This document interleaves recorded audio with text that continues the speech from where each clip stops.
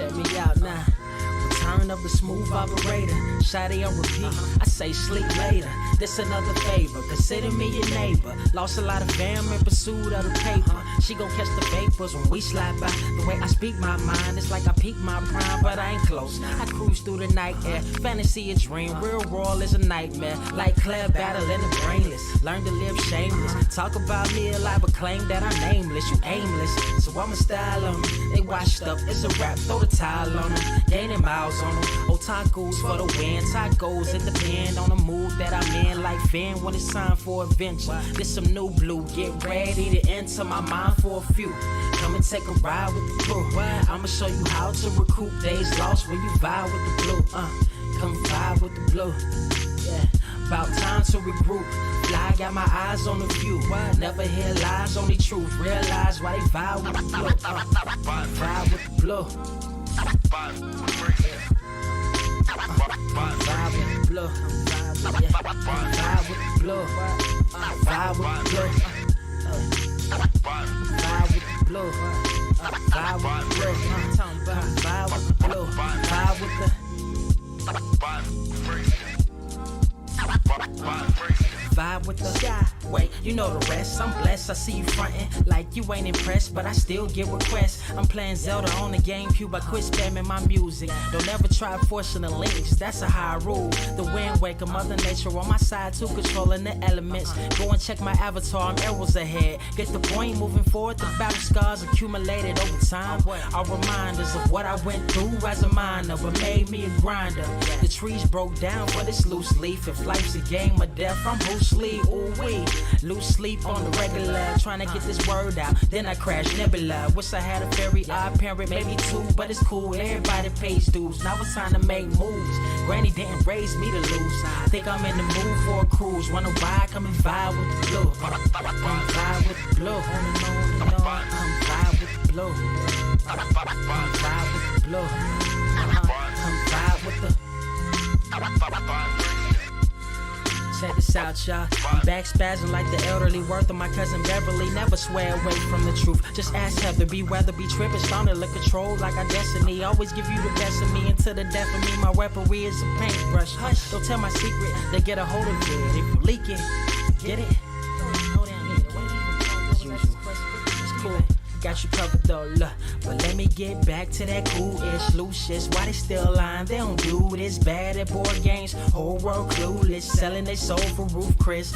Who's this honored fella? Need a slice, extra mozzarella. Crew fly, let God propellers. Humanity born like they don't trust fun. Why you dodge to tell her? You don't know, but my odds are better. Life's a gamble, depending on who holding the cards. You can start living at large or it's bon voyage.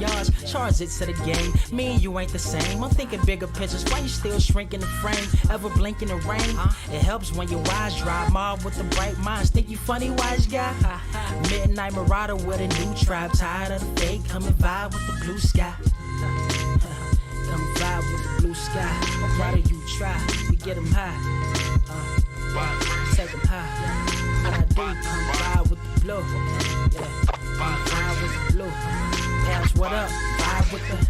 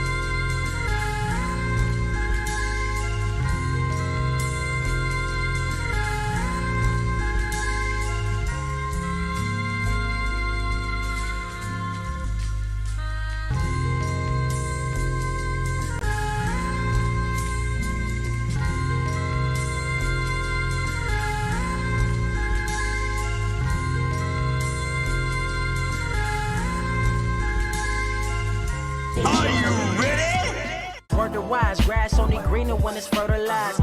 Gave them truth in these songs, they prefer to lies. Destiny beautiful, adrift in her purple eyes. You can't see me, you Stevie. Wondering how I reach more evolutions than Evie and make it look easy. Dream on, yeah. Dream on, dream weaver.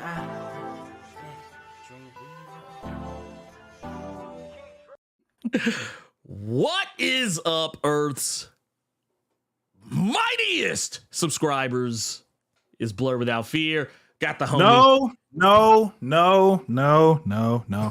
If you're going to half-ass it, then I'm going to do it. Ladies and gentlemen, boys and girls, children of all ages, the Blerd Without Fear proudly brings to you me.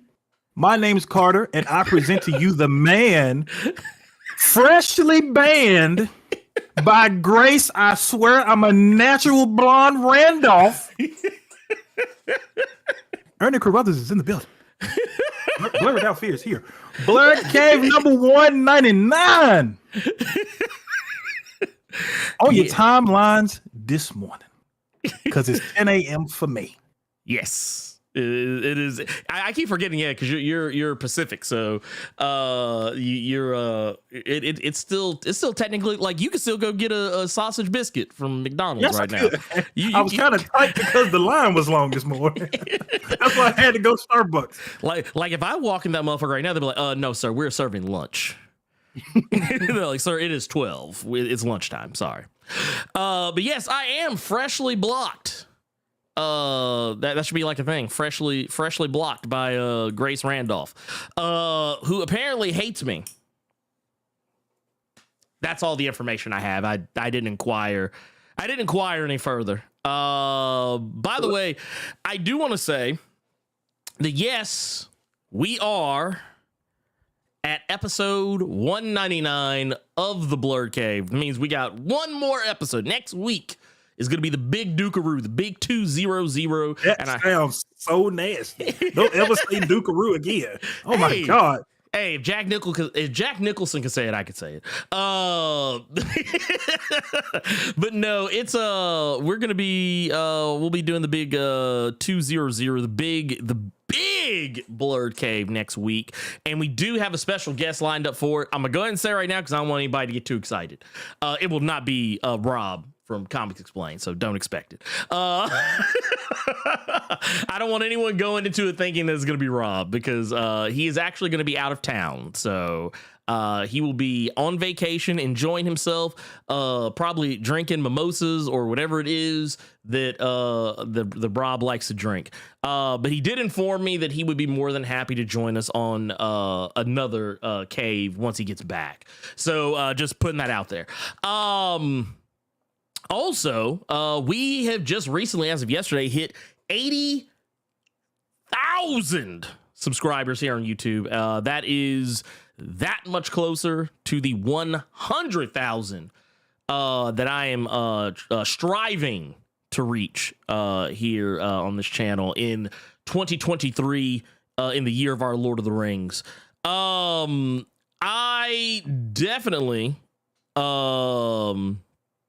I do definitely want to say we got a lot to talk about today and probably not as much time to talk about it in. So I say screw it. Let's get to it. Carter. Bars. Yeah. Before we do, I do want to remind everyone that we are, just FYI, in case you didn't know, we are the #1 comic book news stream on this or any other Earth in the multiverse that you can find everywhere, not just here on YouTube, but also Spotify, Amazon, Google, iHeartRadio, Spotify, everywhere, anywhere good podcasts may be found. So if you are or are going to be one of Earth's mightiest listeners, make sure you go over to one of those platforms, whichever one you listen on. Make sure you don't forget to leave us a rating. Really helps us expand the reach of our podcast, which I also, Carter, I don't know if you knew this or not. Did you notice that there's a podcast tab on YouTube now? I did not. Yeah, if you actually go to the channel, and I didn't do this. I did not set this up. Apparently, YouTube just automatically puts all the Blerd Caves together in a podcast playlist category on the channel. So that was something pretty awesome that I did not know was a thing. Where are we at right now? Okay, so let's get into it because, like I said, we got a lot to talk about, and the first The first bit of news on the docket today. Y'all, I wonder, do I have that ready? Do I have that ready? I don't think I have it ready, but I could get it ready. But we're not going to do it. We're not going to do it. Just know that, ladies and gentlemen, we got him. Ike Perlmutter, y'all. Oh. He is gone. Ike Perlmutter is out of the building. He has been sent to the future endeavored gulag, as far as I'm concerned. This is a man who has long been problematic in the spectrum of the Marvel entertainment business. The big deal here is that, for those who don't know, Carter, correct me if I'm wrong, were you ever familiar with who Ike Perlmutter was as a person? You are muted.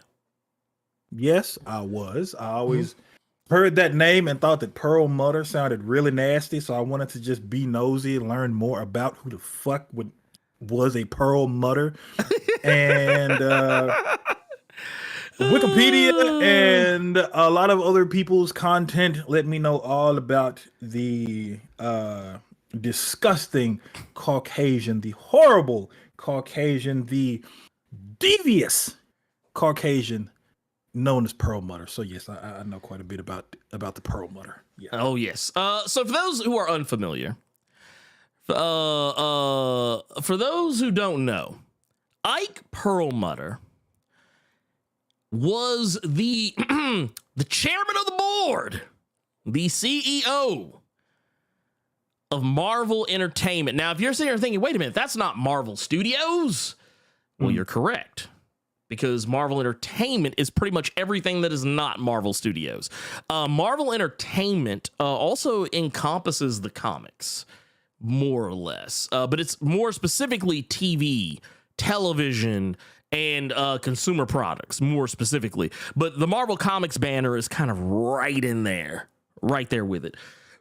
So Ike has been let go. Now, I want to be clear when I say this. He's not the only person.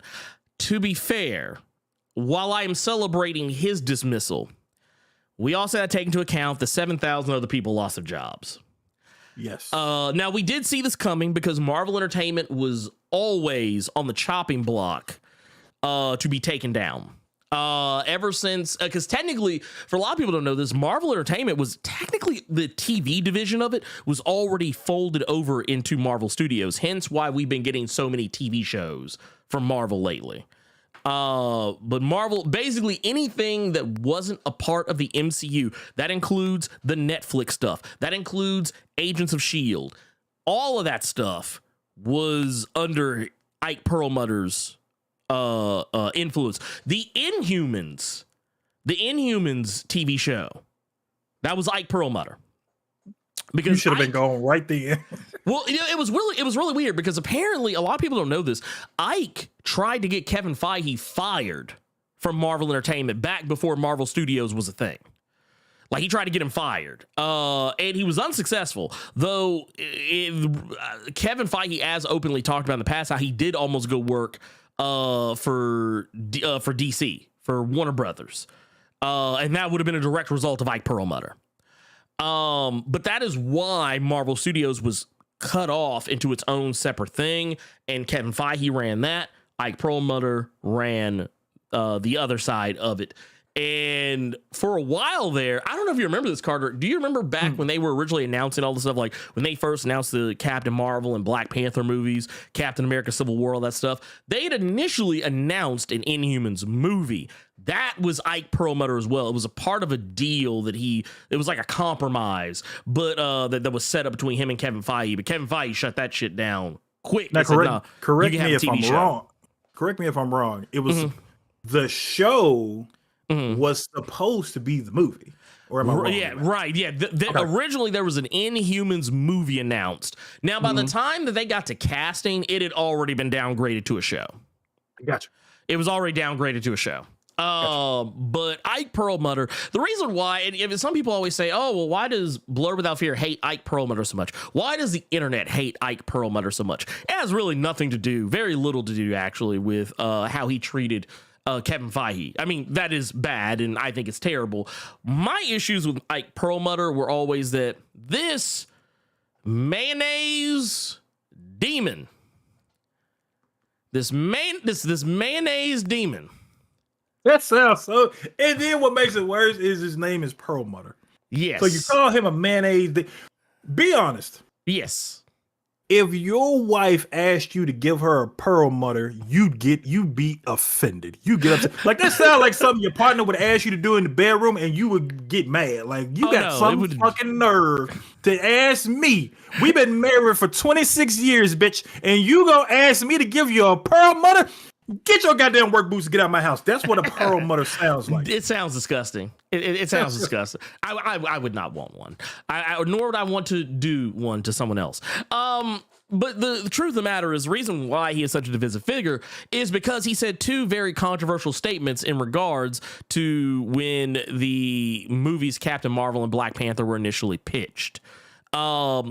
In regards to the Captain Marvel movie, he said, no one wants to see a female-led superhero movie. He said that.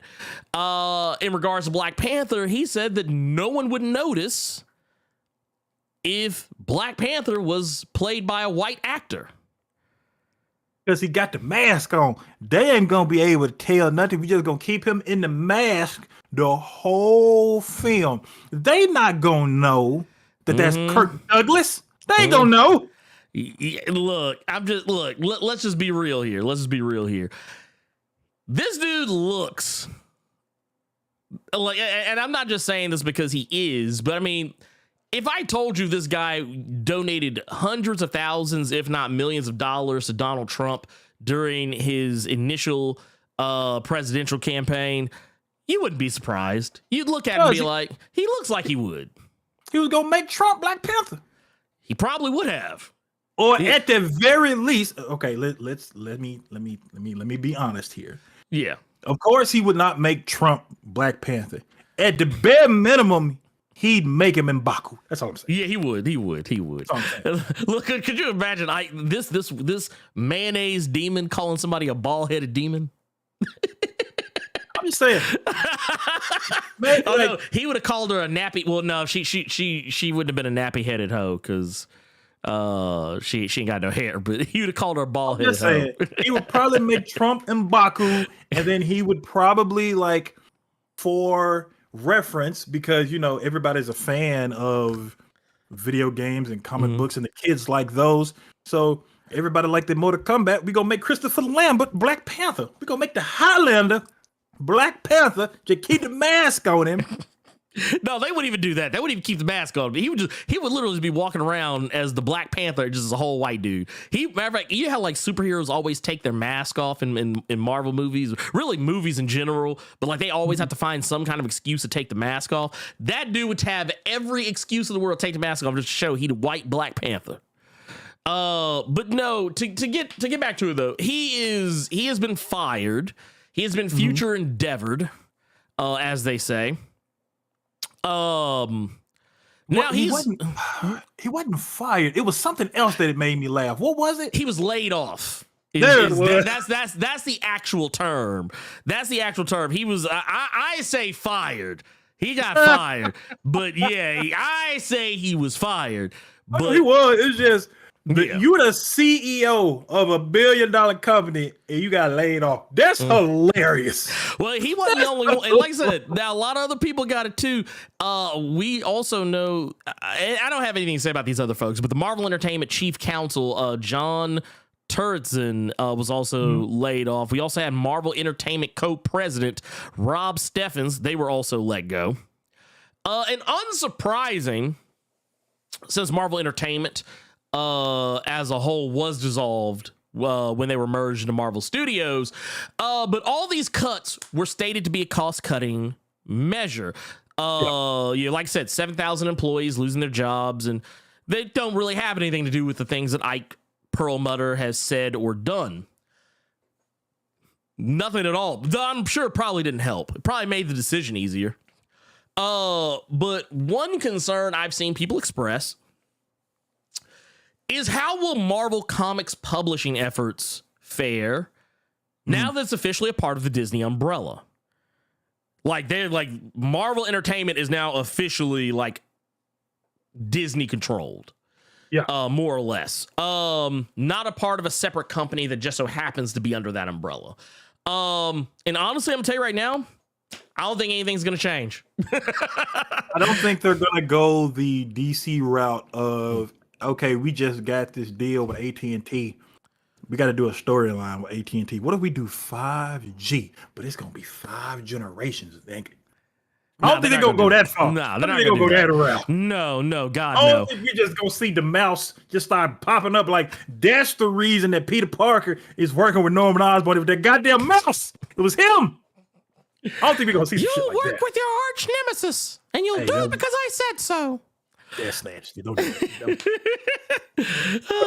But no, that I've been holding on to that one for a while. I used to always use it for whenever. Remember back, there was a time where every time DC would come out with a new announcement, a trailer for something, Marvel would give them like 2 days and then drop something of their own. Yeah, that's why I used to always say like Marvel would be like, release the trailer, put it out, shut their shit down. But no, I will definitely say, I don't think anything's going to change. If anything, you might see a cut in how many comics they release, but I don't think it's going to be anything dramatic. I don't think anyone's going to even notice. I think the machine is just going to keep chugging on because one of the things that came up that I saw people talk about was how, oh, well, Marvel did this because they're losing money. They're hemorrhaging money. That's actually not true. Basically what happened was Marvel put out a statement, and I saw there was a website that actually posted this as news, and it was fake. It was fake news. Or at the very least, it was clickbaity. It was very misleading. Like, and I saw a lot of right-wing talking heads that are mad at Disney for being too, quotey fingers, woke, even though the level of woke that Disney is so tepid that I would just consider it bare minimum at best. They would say that, oh, see, you go woke, you go broke. Marvel's having to fire all these people and lay off all these people because they mismanaged their money. They went woke. They went broke. So now they're finally suffering the consequences. It's actually not true. Marvel, not even just Marvel, Disney as a whole was reported to make a grand total of $23.44 billion in the last year. Carter, do you know how much... Huh? That sound like a broke motherfucker to me. Right? Carter, do you know how much money they actually made? How much they actually make? 23.51. So they did not go broke. In fact, they made exactly as much money as they expected to make. Maybe a little more, you know. But this was a cost cutting measure only in so much as this was the cost cutting equivalent of spring cleaning. This was basically Disney taking a look they were like looking at the house, deciding what needs to be cleaned up, cleaning up those things and throwing shit away that they don't have any use for anymore. And that sounds pretty heartless considering the 7,000 people lost their jobs. However, they didn't need Marvel Entertainment anymore because it's now Marvel Studios. Why would you have two different entertainment divisions that do the exact same thing? That's still, yeah. And I agree with you, but at the same time, like if you think about it, that's kind of wild. Yeah, we're billionaires. Yeah, and we still got to shave that off. Oh yeah. Oh no, you gotta. Like I understand it, but it's just that is wild, man. Oh yeah. Well, imagine. Well, because here's like, I think the reason why people are scared for Marvel Comics is because Marvel Comics doesn't make as much money as Marvel Studios. Nowhere near. Yeah. Like it's like honestly, I mean, if Mickey Mouse wanted said right now, yeah, shut that shit down, Disney would lose no money. They would lose no money really. Because what Marvel Comics brings, it's kind of like, you remember that old joke about you remember, I'm going back into the yesteryear for this one, but you remember when Eddie Murphy used to have that old gag about getting divorced, talking about how your wife gonna take half. And so and talk about how like you didn't sign that prenup. So now your wife, you're like, you making $70 million now. Your wife getting a job on the boutique on the side to make ends meet, and then she come and be like, yeah, I made $50 here, add that to the pot. Now we make $70 million and $50 because I want my share. That's what Marvel Comics is bringing to the table. Marvel Comics is adding the 50. I'm joking. They add a lot more than that. But I'm just saying the amount of money the Marvel Comics as a whole brings to the table is not enough for Disney to be like, ooh, man, goddamn, that's a lot of money. Like, they're just like, oh, okay, that's cool. That's cute. It's like when your kid says they're gonna make a lemonade stand and sell lemonade because they want to help out with the bills. It's cute. It's cute. We appreciate you. But you ain't keeping the lights from getting cut off. You ain't keeping the lights from getting cut off, okay? Right, that's fufu. That's fufu. That no, sweetie. Your money from your lemonade stand helped. We just trying to conserve energy right now. That's why the lights ain't on. Right. No, you keep going on out there and selling that lemonade, baby girl. You go and keep getting you really helping. You really helping. We don't want them to go off anymore. That's why it's dark in here. We're just trying to conserve energy, so you don't have to do another lemonade stand. Yeah, see, you got to do 2 lemonade stands, and we keep the lights on. we terrible, but no, I'm just saying. I don't think anything's going to change. I don't think anything's going to change. Nothing significant. Yeah. And honestly, I think the machine is just going to keep on rolling and making the same amount of money that it's always been making, maybe more. I don't know. But yeah, I mean, it is what it is. But I will definitely say this, regardless of all of it, I'm just still glad he's gone. Because I don't like him as a human being, as a person. I think he's a terrible individual, and he deserves to be dismissed. If I'm being brutally honest, I can't wait till he hears that Undertaker gong. You know what I'm saying? I'm ready. I'm personally ready. I'm personally ready for him to hear that gong. That's what I want. I'm not gonna go that deep.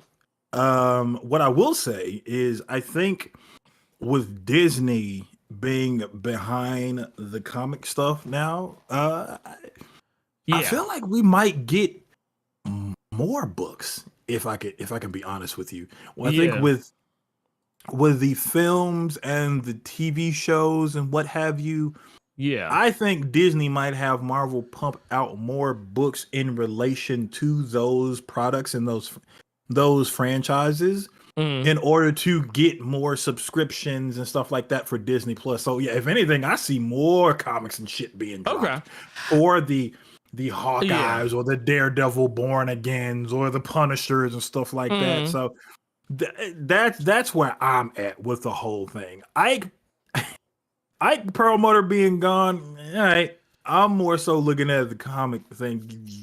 You got laid off. Yeet. Let me focus on what makes our channel great. Comic books. So yeah, no, 100%. Yeah, that's where my mind is. Shout out to Jerome in the chat though. That's what I've been laughing at, because when you said that number that they're making, that man said, "Oh, that's a Jonathan Motor money." There will be no pocket watching in this stream, right, bruh. Look, that man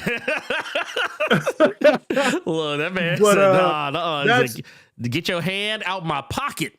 But yeah, that's where I'm at with this whole thing. Like with Disney doing the Marvel stuff, I think we'll see just I think we'll see a better hand when it comes to the TV show stuff. So honestly, I see a lot more people like buying Loki books because the Loki show come in or stuff like that. So that's where I'm at with it. Yeah.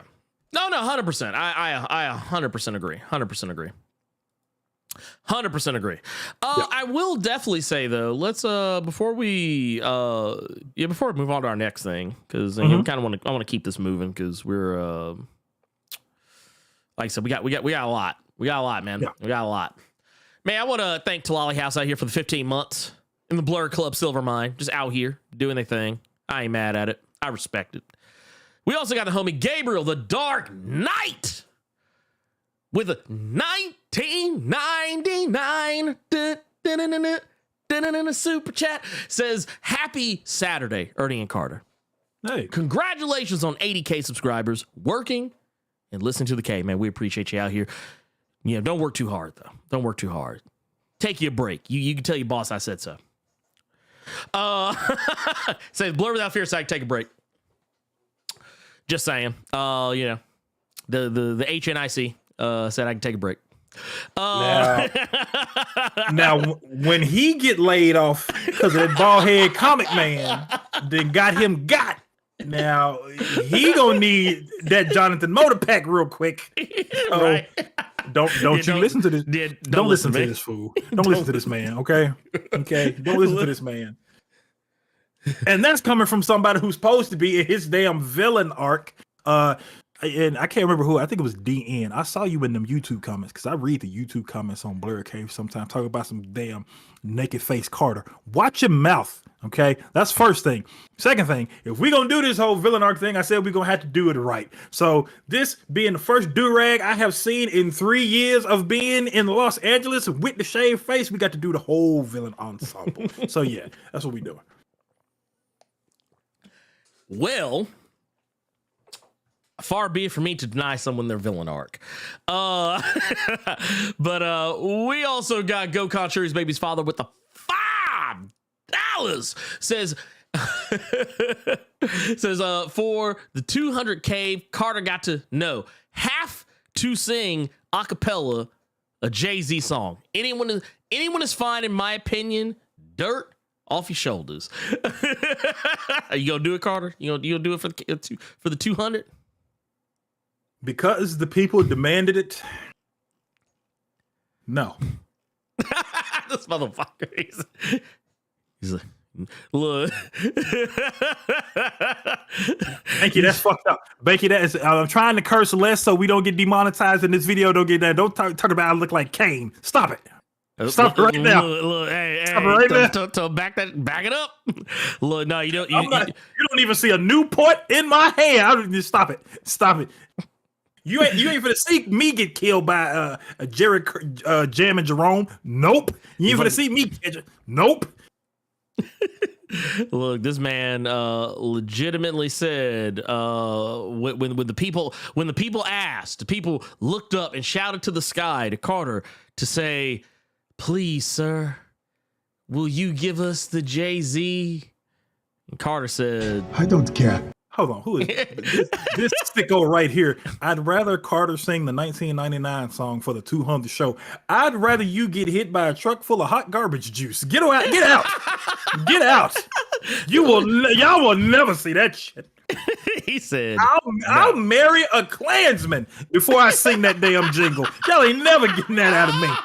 Y'all ain't never getting that out of me. Okay? You know what? One day, y'all, I'm gonna get it. I will shake Robo Strange's hand and tell him he is a decent human being before I sing that damn jingle. Nope. We gonna get it, y'all. We gonna get him. Don't worry, y'all. Shh. We'll get him. Speaking of we gonna get him. We also got Levester the Samurai with 1999. Super chat says, happy Saturday, fellas. Dropping by real quick, helping my lady with some house projects, so I'll catch the show later. Hey, you do that because you know what? It's important. That is important. I respect it. And also speaking of someone who has been drugged into those sorts of things, I know that is what I'm supposed to say. So there you go. We all know I'd rather be playing PlayStation. Jonathan Stewart, I thought your villain arc was Marcellus Hennessy back before Miss Gladys left. Marcellus Hennessy was the name I gave women when I met them at a nightclub because I didn't want to give them a real name. That's where Marcellus Hennessy came from. It was my uncle's name and it was my uncle's middle name and my favorite drink. I still have the number that I used to give women. I think it's called text tone. I still have that number where if you call it, it says, "Hey, this is Marcellus Hennessy. I can't come to the phone right now." I still got that voicemail. People have called me still, like bill collectors and shit. That's what they call, looking for Mr. Hennessy. Nope. Like, nah. He's like, not today. Not today.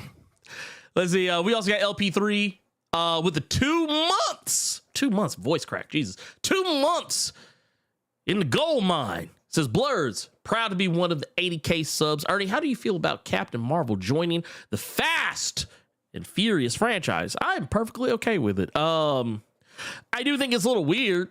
Not the franchise I would have personally thought to add Brie Larson to. But I have the sneaky suspicion that she is just a replacement for Kurt Russell. Is my guess. I don't know. I could be wrong. I guess it seems it's like, just... yeah. Oh, go ahead. No, I was gonna say, just from the trailers I've seen, it seems like she's a government agent along the same lines as Kurt Russell's character, is the impression I got. Okay. Well, I was gonna say you already have you have mostly men that are doing these outrageous video game cutscene moments. Yeah. The only woman they have to do it is Michelle Rodriguez. So if they got somebody to back her up and do some outrageous shenanigans, who else but Captain Marvel to do it? I can't wait till they put Chris Evans in the next one. I guarantee you finna have the Avengers in the Fast movies. Watch. Well, shit, ain't this supposed to be the last one? No. This is the beginning of the end. I'm done. I'm done with y'all. This is the beginning, dog. No, I can't no more. No. Look, y'all about to make me bust this fucking LeBron video out where I just get up and leave. That's what's no, we're not doing this. We have also got Chi-Town Dan, the Night Skin King, with $5. Says Carter about to start a rap tour with Cody Rhodes. Look. I just saw that video this morning. Oh my god! I didn't know why he was trending on Twitter, and then somebody showed that old AEW like No Limit shirt that Cody had saying, "Make him say Yeah, I remember that. But yeah, I saw the video, and I like how you saw. The white people did not know what Cody was talking about. No, they did not. Every Hispanic and black person in that entire arena went nuts. Yeah, no, they lost their mind, which is just hilarious to me. It's just like, because I was like, first I was like, what is? I had to think about it for a minute because at first I was like, what the hell does Cody know about make him say? And I was like, oh, I forgot where he's from. I was like, I forgot. Never mind. Carry on. But that said, let's keep it moving.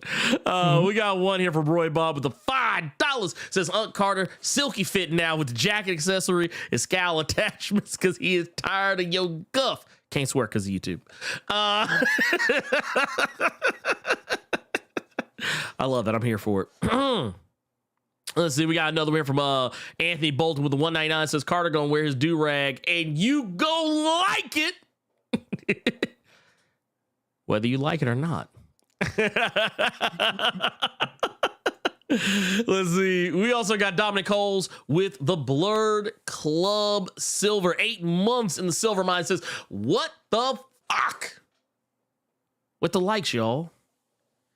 Get them up. Feed the beast. Goddamn right, dude. Feed the beast, goddamn it. Because I don't want to get 8. Damn, I forgot he was in that Fast and Furious movie too. So you got Aquaman fighting Captain Marvel in the Fast and Furious movie. I completely forgot about that. Dude, it's wild. You can't make it up. You can't make it up. You cannot make it up. Look, with the transporter in there. But you know who is obvious? Hey, but you know who's missing? Do you know who's missing, Carter? Who? No Black Adam. Lord. You know what? They told Black Adam to stay home. That still sounds like a nasty game of Fortnite. Triple X, the Transporter, Captain Marvel, and Aquaman sounds like the nastiest Fortnite force stack you could ever imagine. Look, that's the next season. That's the next season of Fortnite. You gonna see all so nasty. Well, and you know what's funny? I think all of them at some point or another have been in Fortnite in some way, shape, form, or fashion. I think all of them, because Brie Larson's been in Fortnite. The Jason Momoa version of Aquaman has been in Fortnite. Okay. I don't know if Jason Statham has been in Fortnite to any degree. No. You know what's wild? Yeah. That man has done more action movies than Will Smith, but Mike Lowry is in Fortnite before Vin Diesel and Jason Statham. I about to say, we ain't got no Richard B. Riddick in Fortnite. We ain't got no. That's wild. We ain't got no Dick B. Riddick in Fortnite. Okay. But no, look at T1000. Look, let me tell you something. Look, T1000 just blessed us. Just blessed us with $100. Now I want y'all to know something. We appreciate this addition to the collection plate, but I want y'all to know they still out here on the hunt for John Connor. So y'all be careful. If you know or are at least aware of the whereabouts of John Connor, y'all better watch out. We appreciate you, man. We appreciate it. You know what? Let's go ahead and get into our next one, Carter. Yeah. We have got. Let me put this. Jonathan Majors. Yes. Now, Carter, this happened technically happened while we were on the air, but the news. I'm talking about last week. This actually happened while we were on the air, literally while we were on the air. But the news of it didn't get out. Until a little ways after we went off the air. So for those who don't know, and I don't know how you haven't, Jonathan Majors, who, many of you, I think we all are familiar with Jonathan Majors by now, but for whatever reason you are not. You may be familiar with him from roles like Tick from Lovecraft Country, was Damien in Creed 3, Kang in Ant-Man and the Wasp, Quantumania. He's been all over the place. Star has literally been on a meteoric rise just in the last couple of years. Probably one of the fastest rising stars I think I've seen in recent memory. Yeah. But he has had some legal troubles as of late. Now, I want to preface everything I say here with, just let me get through it before anyone says, oh, Blerd's casting judgment. Because a lot of people saw me say something on Twitter and people took it as me demeaning him. Because when I first found out about it, I literally retweeted the news story and all I said was, why? You were the chosen one. I wasn't saying that he actually did it. It was just, honestly, I was joking, if I'm being brutally honest here. I was mostly just being facetious. But everybody was in, I saw so many people, well, man, just wait. You need to wait, man, because it's probably a conspiracy, or, man, there's probably more to the story. You just already casted him aside. And I'm like, look, I'm not casting him aside. I'm just making a joke. The fact that no one caught the Star Wars reference tells me more about them than it does about me. But nobody likes those. Nobody wants to watch those prequels to know that. I mean, it's the only good. Hell, Revenge of the Sith was the only good one. It was the only good one. Why you disrespect Phantom Menace like that? Dude, let's be real. Let's be real. Nobody watches Phantom Menace except for the last 15, 20 minutes. Stop. The only thing people love about the Phantom Menace is the last 15, 20 minutes. That's the Duel of the Fates. Stop. Stop the cap. But no. And then, because I saw people that were like, see, told you were jumping the gun. I was like, and like, I had so many. I will say this though, a lot of y'all were respectful, because many of the folks that I responded to that accused me of jumping the gun apologized, because you realize you were jumping the gun, thinking that I was jumping the gun. Anyway, go ahead. I was gonna say there was a comedian. And I really don't like. I don't recommend. This is the one time I would recommend DJ Vlad to people. There's a comedian by the name of Eddie Griffin. Something he said when this story came out. It was the first thing that popped into my. Oh, okay. Shout out to people in the chat, because a few people in the chat just referenced it. But one thing that he said about black people is when it comes to us and it comes to our celebrity and it comes to our star status, they'll never let us get out clean. There has to be an asterisk somewhere. Yes. So when I read what happened initially, that's why I didn't fucking say anything. Yeah. Because I said, well, there it is. What else is going to happen? And truth be told, we waited. What happened? Exactly that. That is what only thing I said on the matter was I retweeted something that Rob said. Screenshot everybody that dogged him out or made a fucking comment, and let's see. And don't let them get away with it. Just screenshot it so we can all see what they said. And when I saw yours, that first one, I said, uh-oh. And then you came out with the Kang Ike Turner, and I said, uh-oh. So I was waiting for the cave this week to see how you would clean that up. Well, no. Here's the thing, though. I don't think I said anything that was wrong. I just said that I literally just said it with the benefit of hindsight, because hell, everybody has been using my fucking Kang image that I made, which I think is hilarious. That, like, if you see an image of Lawrence Fishburne as Ike Turner doing that's me. I made that.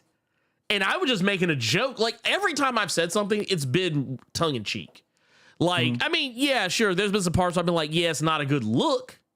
But I've never been like, oh, he's a terrible person. I'm going to, I feel like he should be ostracized. He needs to be fired. I'm not one of those people. Like, now, if you want to go talk about the folks that were doing that, you go talk to them. Because I at no point said he should be fired. I never said he needs to go to jail for the rest of his life. I'm not one of the people who came out saying that, oh, he's always been terrible. I have proof and evidence. Like, there were several people who, or two specifically, but there were multiple people who came out after that story, even after some things. Whatever. Let's talk about the statement.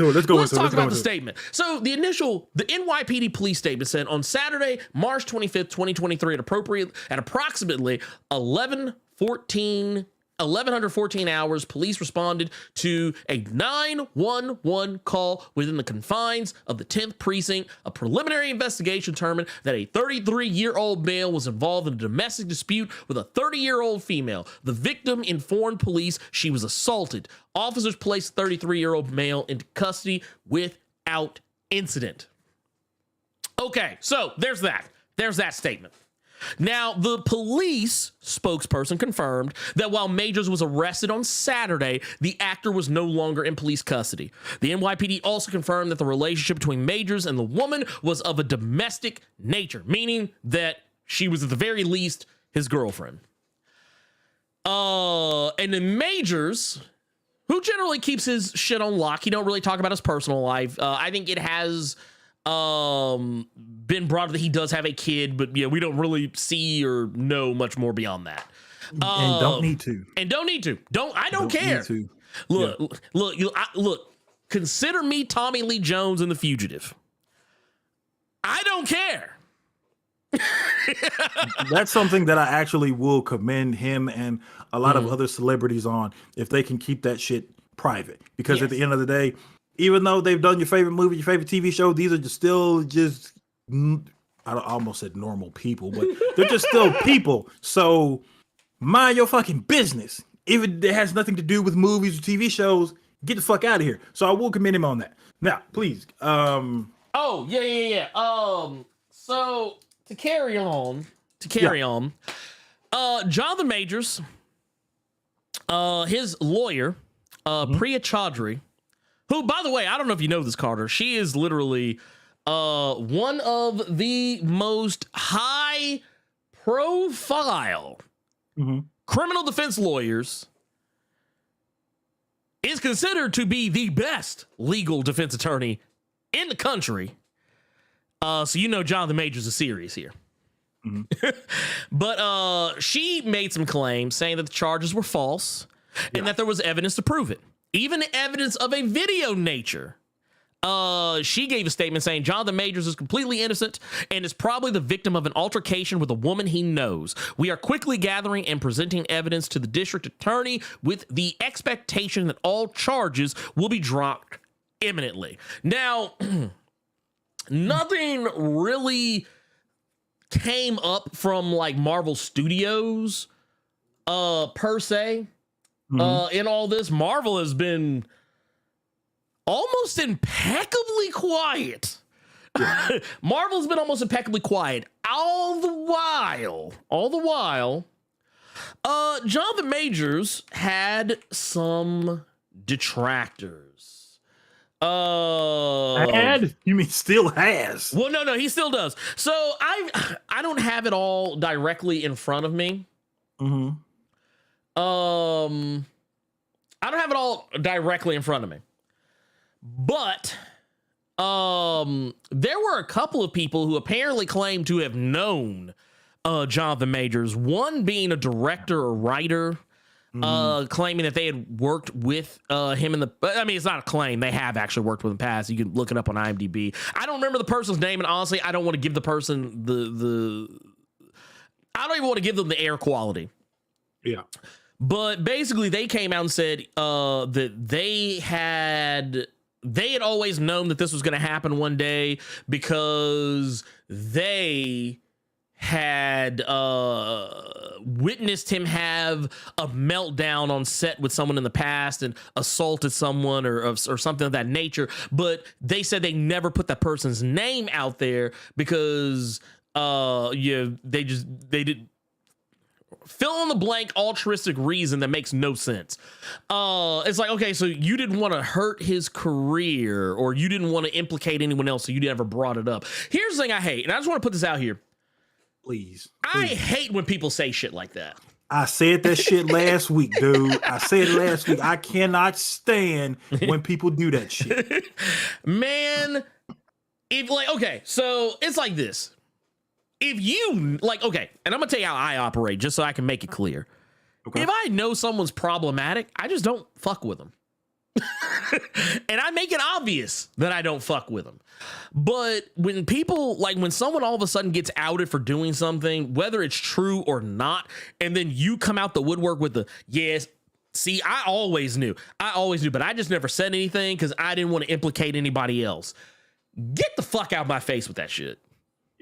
You are just you did this for the clicks. You did this for the clicks. And I will also, just to add on to what you said, I distance myself from those people.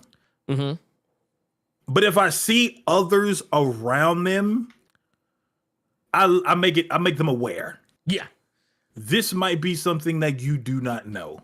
Yeah, stay on your P's and Q's. Be careful. I'm not going to wait until some BS comes out and be, oh, it was him. I told you. No. This don't make you look good if this is something that is actually true and you knew about it the entire time, but you waited until TMZ and the other people that does not make you look like a good, upstanding person, you fucking prick. No. It makes you look worse because if this is something that actually happened, you kept your mouth closed until I had to get on you to end whatever you were doing. Right. Stop it. Yeah. Now, the key thing that you're talking about here is the fallout. Now, his lawyer came out saying that they had video footage and that they had text messages. Yes. That proves Jonathan Majors' innocence in this matter. Yes. Those text messages were released. And we do have them. We do have them right here. I'm pulling them up now. Yep. So here are the text messages. Now, I just want to point out, now the names have been blacked out. Mm-hmm.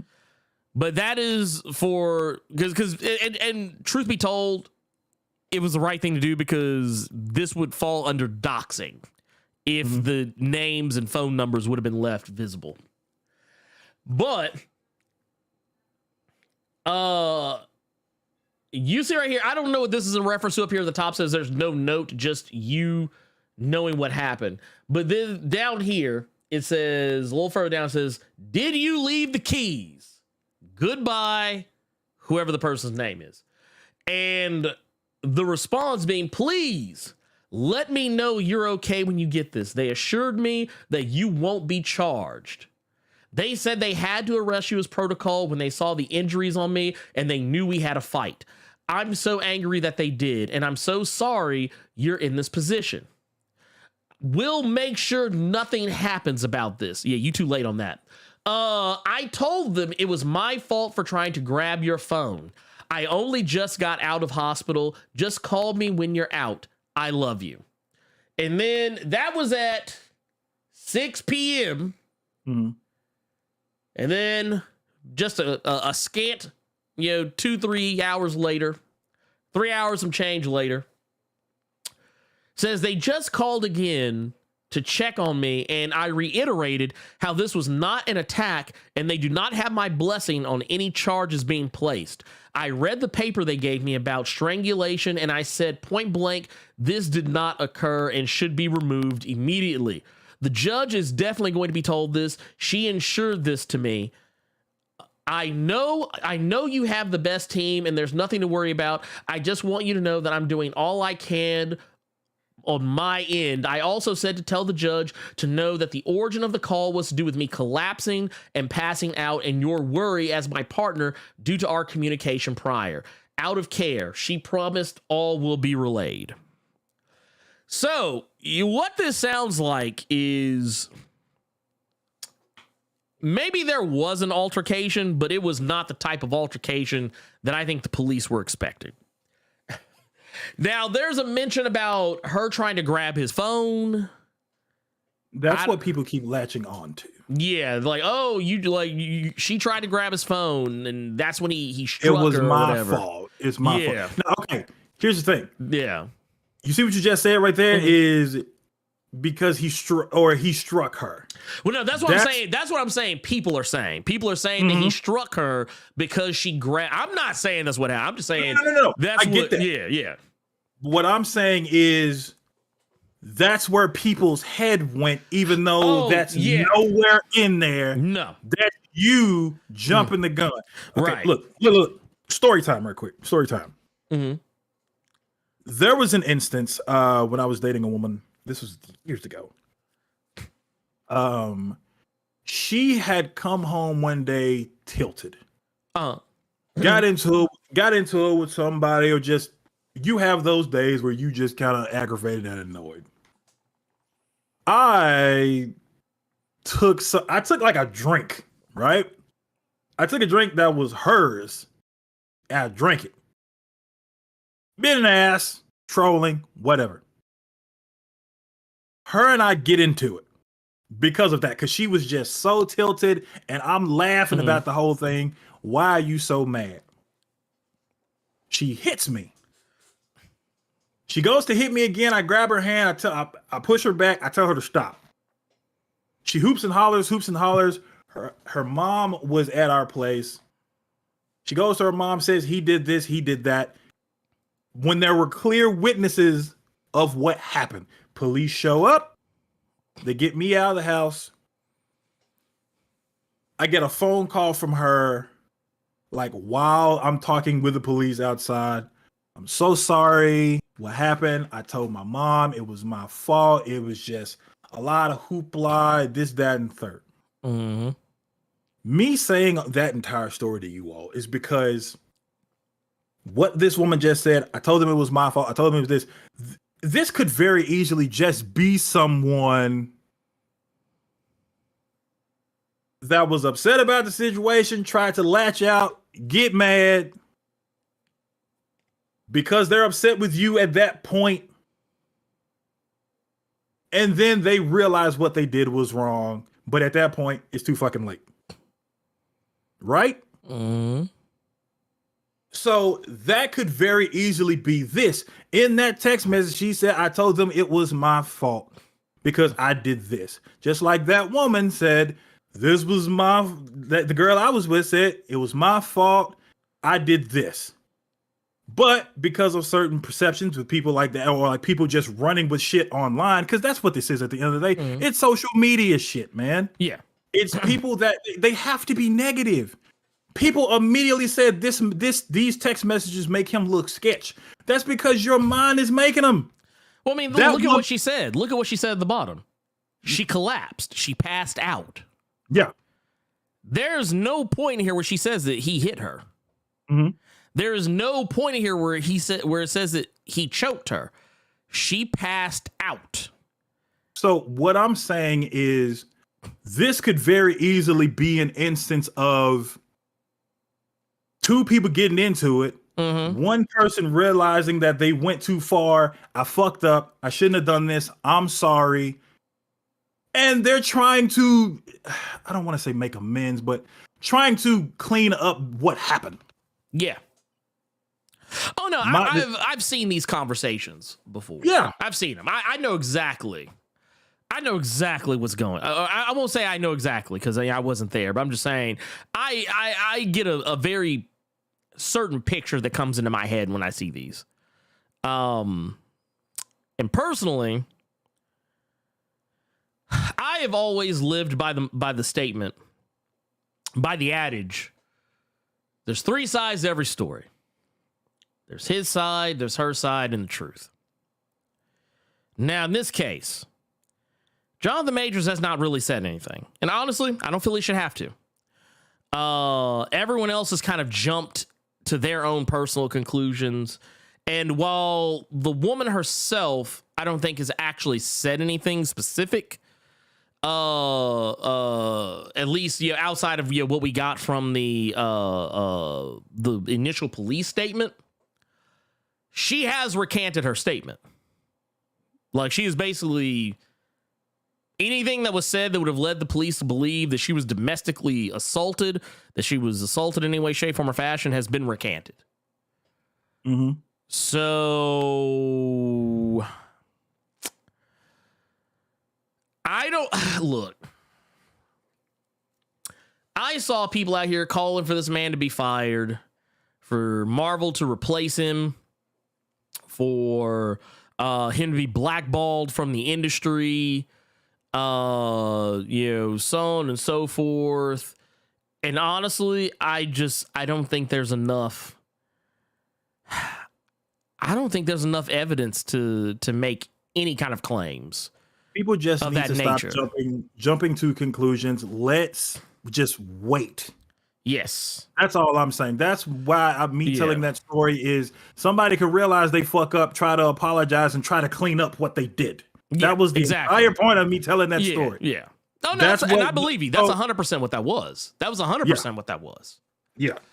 I don't know. I just, man, look. I don't know. I wish people would stop being hyperbolic and stop. Didn't he himself call the cops? He did. He did call the police. But now I'm going to tell you a little trick about domestic situations. Mm-hmm. When the police are called in what they, to whatever it is they perceive as a domestic situation, typically, not all the time, but typically somebody going to jail. Mm-hmm. Somebody's sitting in the back of a squad car. Somebody is taking a ride downtown, even if they don't get like officially put in jail.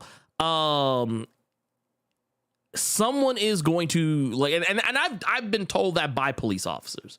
People that I know who are police officers.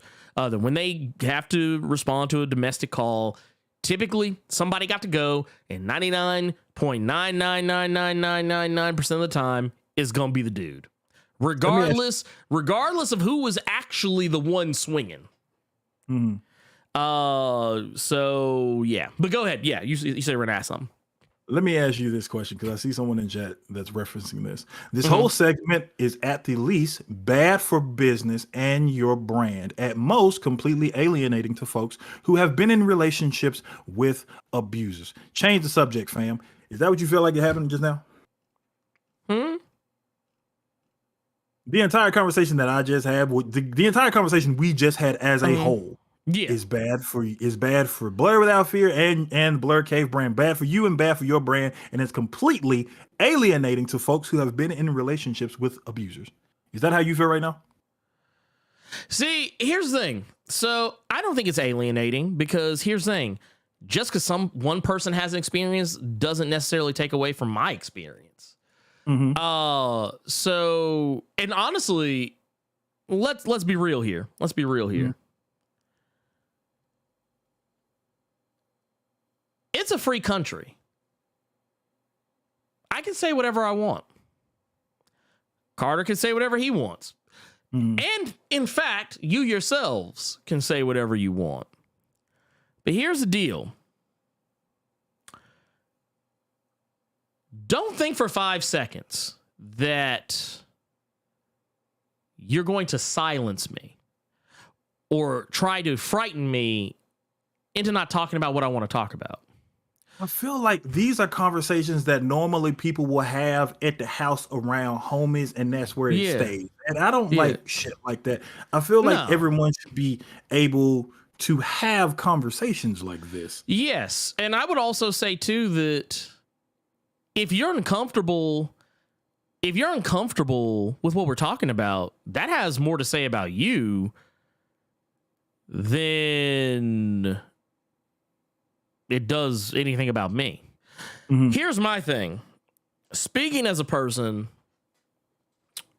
who has never been in exactly the precise same shoes as Jonathan Majors, I have been in situations where, hell, I never really talk about my ex-wife, but my ex-wife lost her whole ass mind one day and tried to stab me with a fucking butcher knife. In an attempt to try to kill herself. And she did it because she was trying to keep me from stopping her from closing a door and locking it so that she could. And when I called the police, they tried to take me. And when they saw the cuts on her arm, guess who they tried to accuse?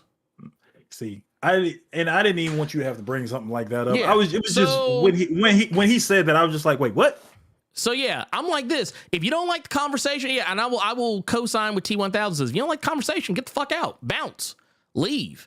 But here's the thing. I'm not saying that other people can't have their experiences, but don't tell me I can't have mine either. Just because a group of people have had negative experiences with domestic violence doesn't make my experience any lesser. Those instances can coexist in the same universe. And if you don't like that, then that is on you. It is not on me. Okay, so that said, no one in here is advocating for violence against women. And if that is what you took from this, I don't know what to tell you. Once again, it says a lot more about you than it does about me or Carter. At no point have Carter or I said, Carter, did you say anything about demeaning people's experiences with being assaulted, so on and so forth? I don't recollect. I don't remember. No. I was just trying to give my POV on when I saw those text messages.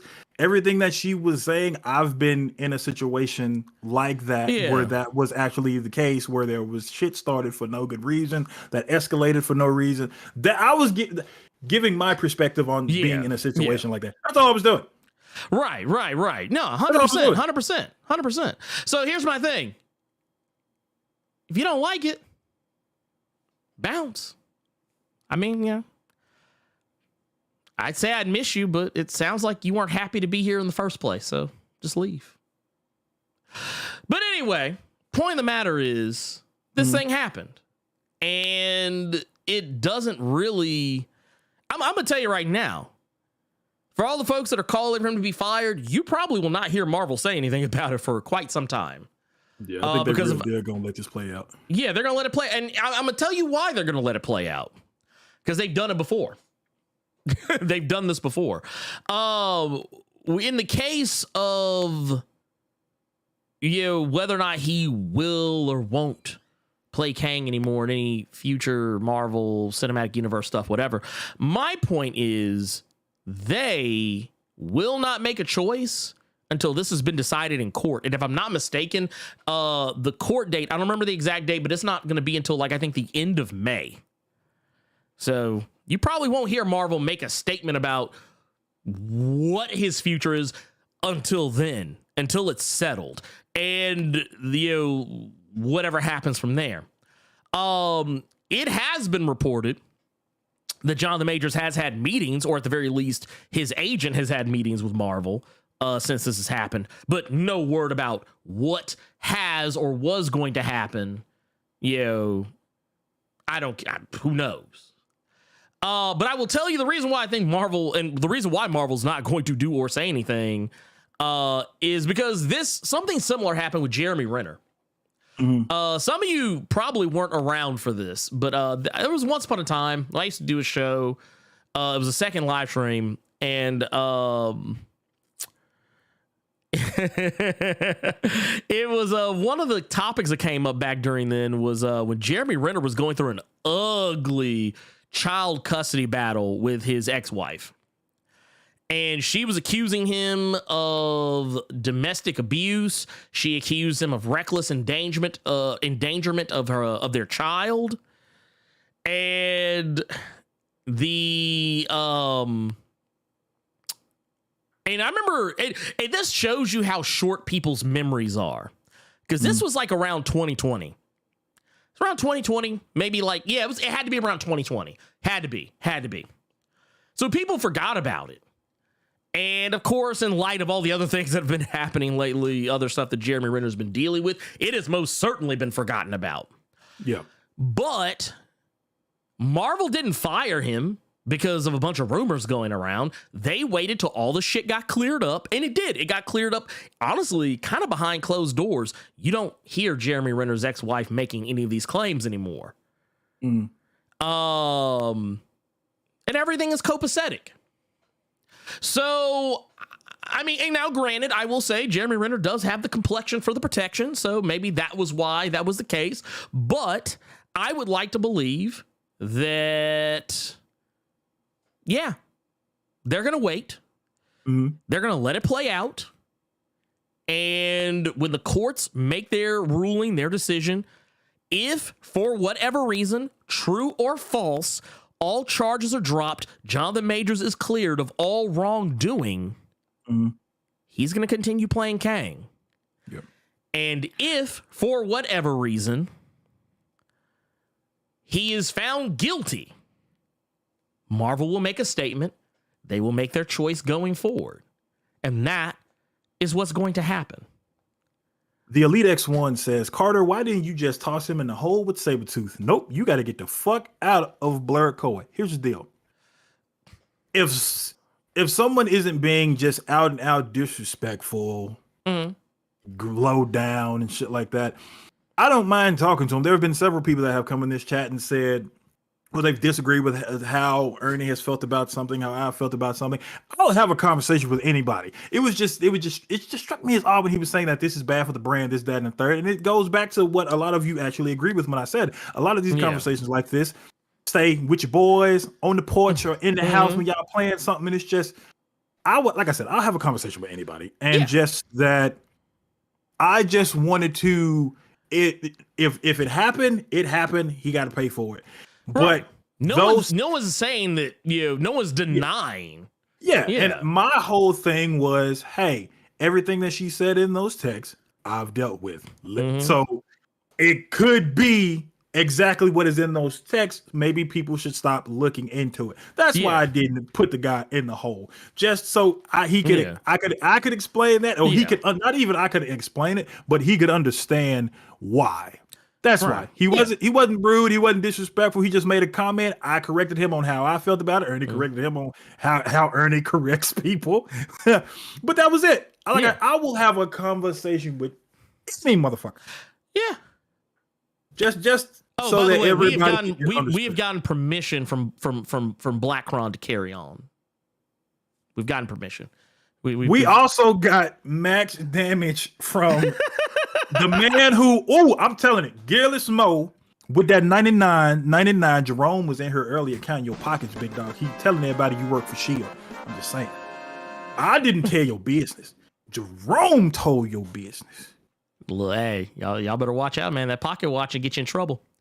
We got we also got some super chats here, not just for Jonathan Moda, but I do want to address his first, just because I don't want to oversight it. But it says they will not make a decision until they get a legal opinion on this, and that's exactly what they're going to do. They're going to wait. They're going to wait. This is not going to play out overnight, no matter how much we may want it to. Hell, I mean, if anybody wants this to hurry up and be done, it's going to be Jonathan Majors. But that ain't gonna happen. We also got which, by the way, I want to also say too, well, because I know Jonathan Mode is here, I also want to say that Ioneo, I've been messing with that thing for the past week and some change. Thing's addictive. I love it. Thank you. Damaris Love with the 499 says, truth be told, you become famous, everyone wants smoke. That is true. That is a true statement. If ever there was one, if you are famous, trust me, somebody gonna come for the crown. They're gonna come for the throne. It happens all the time. We've also got, we got Bang Bang Kill with the 1999 super chat. Says, happy Saturday, guys. I've been playing PS5 Resident Evil 4 remake all week. This game is fire. Leon needs to clap his cheeks ASAP. Hey, can I be that guy real quick? Go ahead, shoot. I played so much Resident Evil 4 back in the day on GameCube. I don't want to play the remake. I mean, like, dog, I've played so much Resident Evil 4. Like, for anyone, I know several people that are my age, like early 30s. One of my partners, shout out to QB. He's playing Resident Evil 4 for the first time because of that remake. Damn. Don't know how you didn't get access to Resident Evil 4 back in the day. I mean, but this is his first time playing it. So for those people, but me, chainsaw controller and all, I done had my feel of Resident Evil 4, dog. I mean, I played the demo of it. I'm waiting for my copy to come in. The homie Gold Cartridge Gamer got me the hookup for a good price on the PS5 version. So that's why I haven't played yet. I'm waiting for it to show up. I think he said it's showing up today. So I'm gonna try and see if I can get that off of him this weekend, so I can play it. I just want to throw a gold egg at Salazar and kill him. That's all I want. Why don't they do that? Why they do it with 4? I would have been happy if they did it with the first one. Yeah. I don't want to have to go try to dig for a damn GameCube copy of the RE1 remake. Y'all should have did what y'all did with 4 to the first game. If they do 5 and 6, I'm gonna cuss.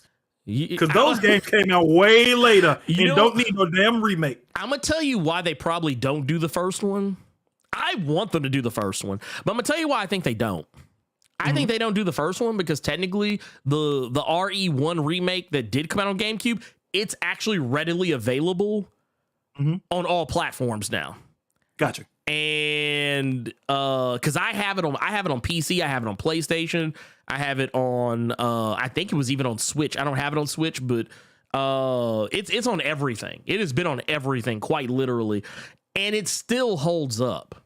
Yeah. Like, it's still, like, even though, I mean, you can tell it's got some age on it, but comparatively speaking to a lot of games that come out even now, it still looks really good.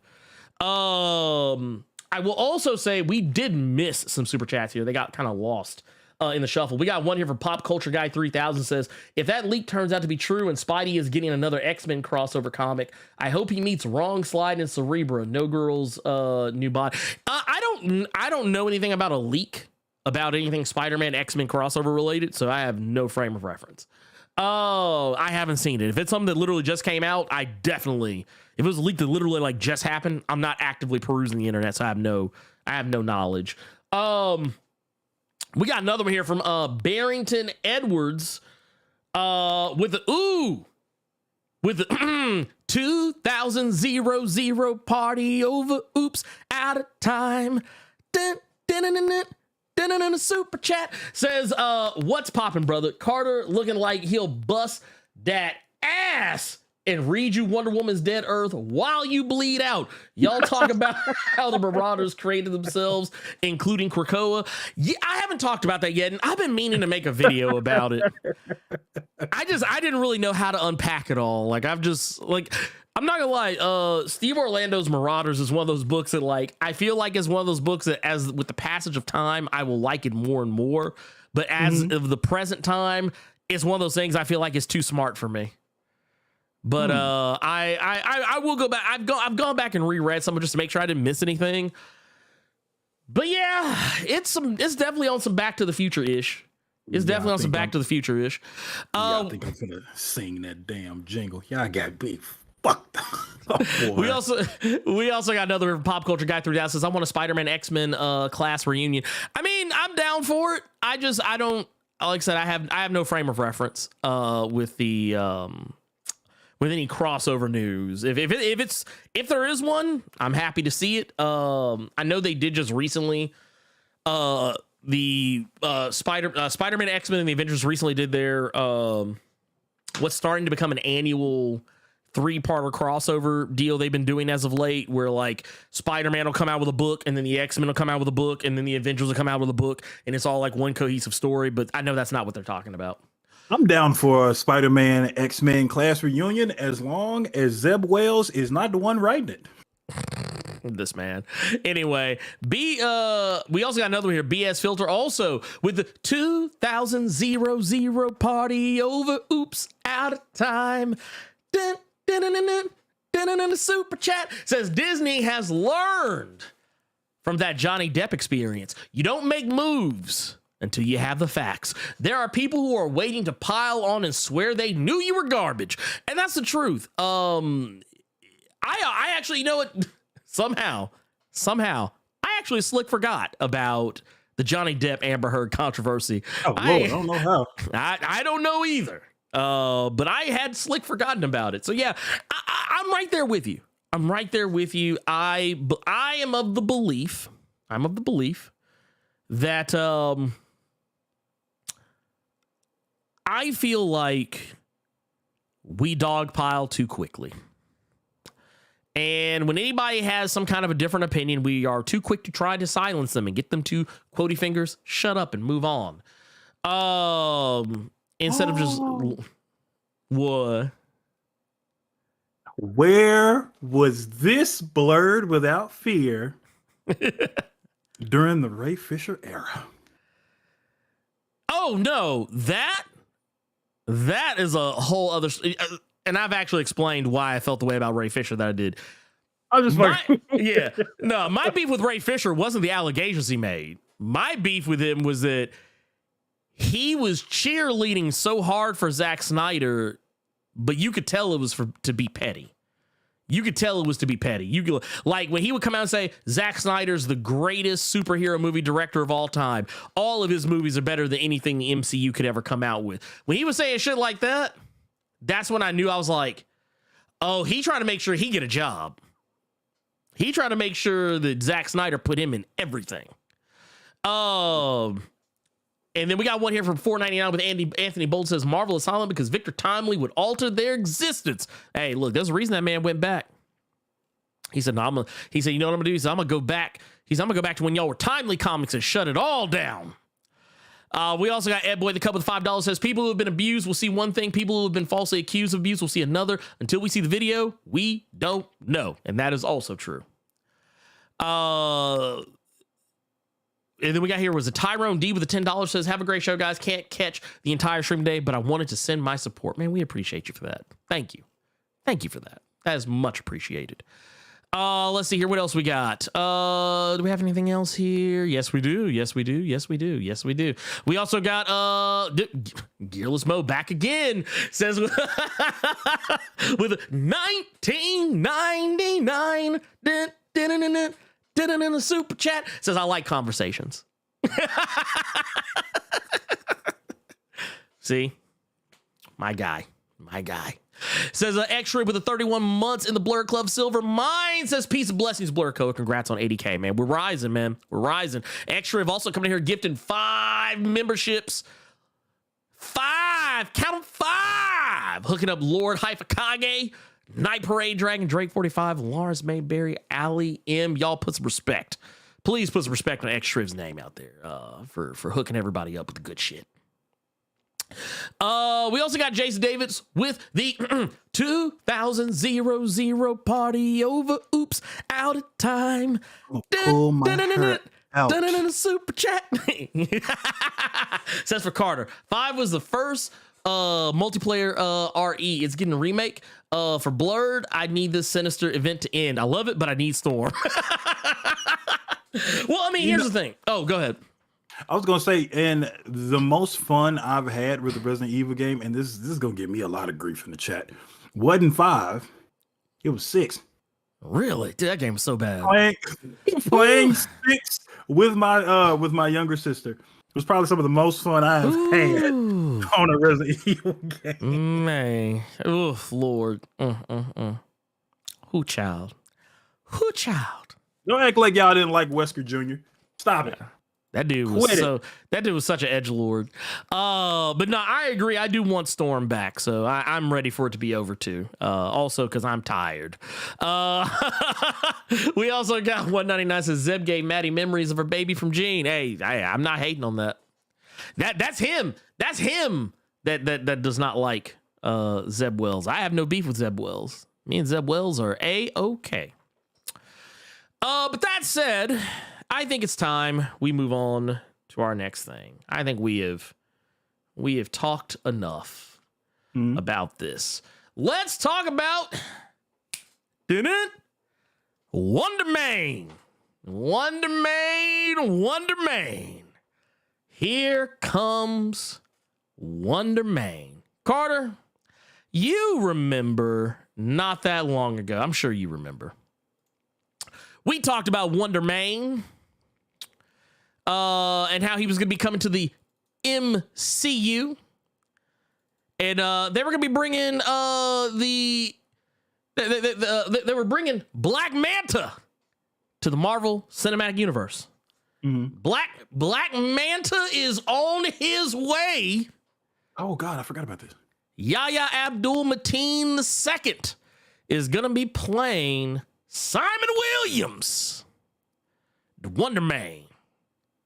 Now, something that is very funny about this. And I just find it so crazy, just so crazy. Carter, did you know that Wonder Man, of course, he has a brother, but do you know who his brother is? Like, are you familiar with the character? Yes, because Vision's wife killed him and buried him in the backyard in Tom King's book. Yes. Your boy is smart out here. Your boy is smart out here. This is true. So for those who are unfamiliar, his brother is none other than the Grim Reaper. And the Grim Reaper has been cast in the MCU. He will be appearing in the Wonder Man Disney Plus television series. Correct. Now, the funny thing about this, and what I think is absolutely amazing about this, first and foremost, let's put some respect in this brother's name. Demetrius Gross who some of you may know from Fear the Walking Dead, Banshee, Swagger, Rampage. He's been in a lot of those things. Some of you may be familiar with him. But yes, he will be playing Eric Williams, a.k.a. the Grim Reaper. Now, this is something that's very interesting to me, and I'm going to tell you why. Now, it's largely because you may or may not have noticed that Wonder Man and Grim Reaper are white characters. Now, when they cast Yahya Abdul-Mateen II, one of the blackest men in Hollywood right now. No, you didn't. No, you didn't. Yes, I did. Yahya Abdul-Mateen II, the Candyman. When they cast his brother as Wonder Man, I already knew off rip. If they cast his brother, it's gonna get wild.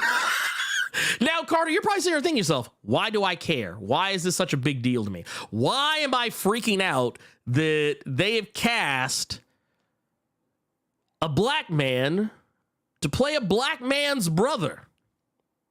Or what would be in the MCU as a black man's brother? The reason why, and I think I've seen somebody in, I think someone in the chat just brought it up, maybe.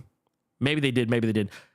I don't see it yet. I'm waiting to see if someone brings it up. But yes, in the comics, Grim Reaper is a racist. He is also a white supremacist. Now Carter is sitting here giving me a very weird look. It's just because what popped into my head was Yahya Abdul-Mateen like lusting after Wanda, and then his brother just going on a Dr. Umar rampage. That's what just popped into my head. So I'm gonna tell you right now. You're not off. You're not off at all. Because that's kind of what I've been wondering. I was like, how are they going to address this? This has been my question the entire time. And for those of you who are saying, oh, I don't remember him being a racist, I don't remember him being a white supremacist, well, I'm going to bring you Exhibit A. Oh, do I hate spades? No. But Eric, and for those who don't know, if you've been reading the Sabretooth and the Exiles or the Sabretooth series, the woman depicted to the right is Necra, who many don't know is black. She's albino, but she is black. Hold on, who said that? Irv Sweet. He hit the nail on the head. We about to get an Uncle Ruckus Grim Reaper. Oh, my goodness. We sure is. No. Wait, now here's the best part. I'm not even done yet. The next panel. Don't say that. You're not black. You're a white woman. I'm an albino. You're white. That's all that counts. You're unique. Oh. And then the purest white I've ever known. Bruh.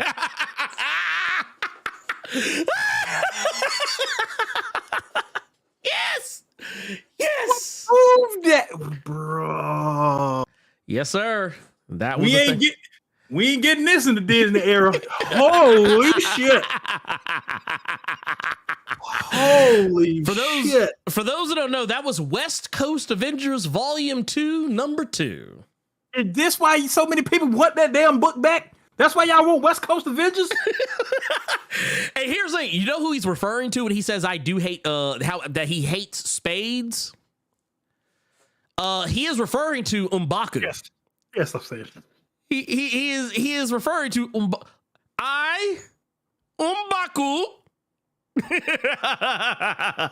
This is actually the whole let's see if I can get this to show up. This is actually the whole picture here. You know what I want to see now? This, oh my goodness.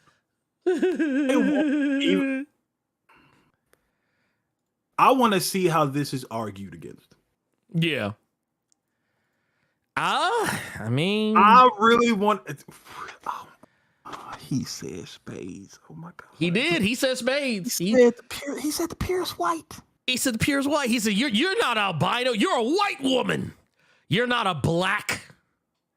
You're a white woman. Ooh, did I ever show you that text? Wait, It wasn't a text. It was a Facebook message. I posted every Valentine's Day because it makes me laugh. No, I don't think so. So there's. I'm now sitting here curious. All right, one more story time with Carter, and I'm done. This was before I moved up here, and I was in Jonesboro, Ernie. Mm. This is when I was working at Hastings. So I was fooling around with I almost said fair skin. I was fooling around with a woman, right? White girl. And one day she hits me up depressed because she doesn't have friends because she hates that she's so she's kind of antisocial a little bit like that. And we were having a Facebook, it was on Facebook Messenger. And I said, well, I know you as a great person. You have me, so it's clear you can talk to other people and just get yourself out there like that. And then the next message was, well, no, I can't do that. My folks would kill me, and I can't talk to black people like that. Goddamn. Oh, I do remember this. Okay. So I'm sitting there confused at this message. What the fuck you mean you can't talk to black people? Number one, I wasn't specifically talking to black folks. I just meant talking to people, period. Where the fuck is this coming from? Now, mind you, this woman and I have been smashing regularly. So my response was like, what are you talking about? I'm black. Like, what the hell what do you see me as then? It's on my Instagram right now at Council of Carter if you all want to see it. Her response, I swear to you, you all can go look at it yourself, was, it's because you have a charming personality, and honestly, I see you as white. LOL, as weird as that sounds. Yeah, about that. I hate when people say shit like that. It's like, oh, like, because now you're equating white with a personality trait. I hate when white people do that, because people used to do it to me. Oh, you're the whitest black guy I know.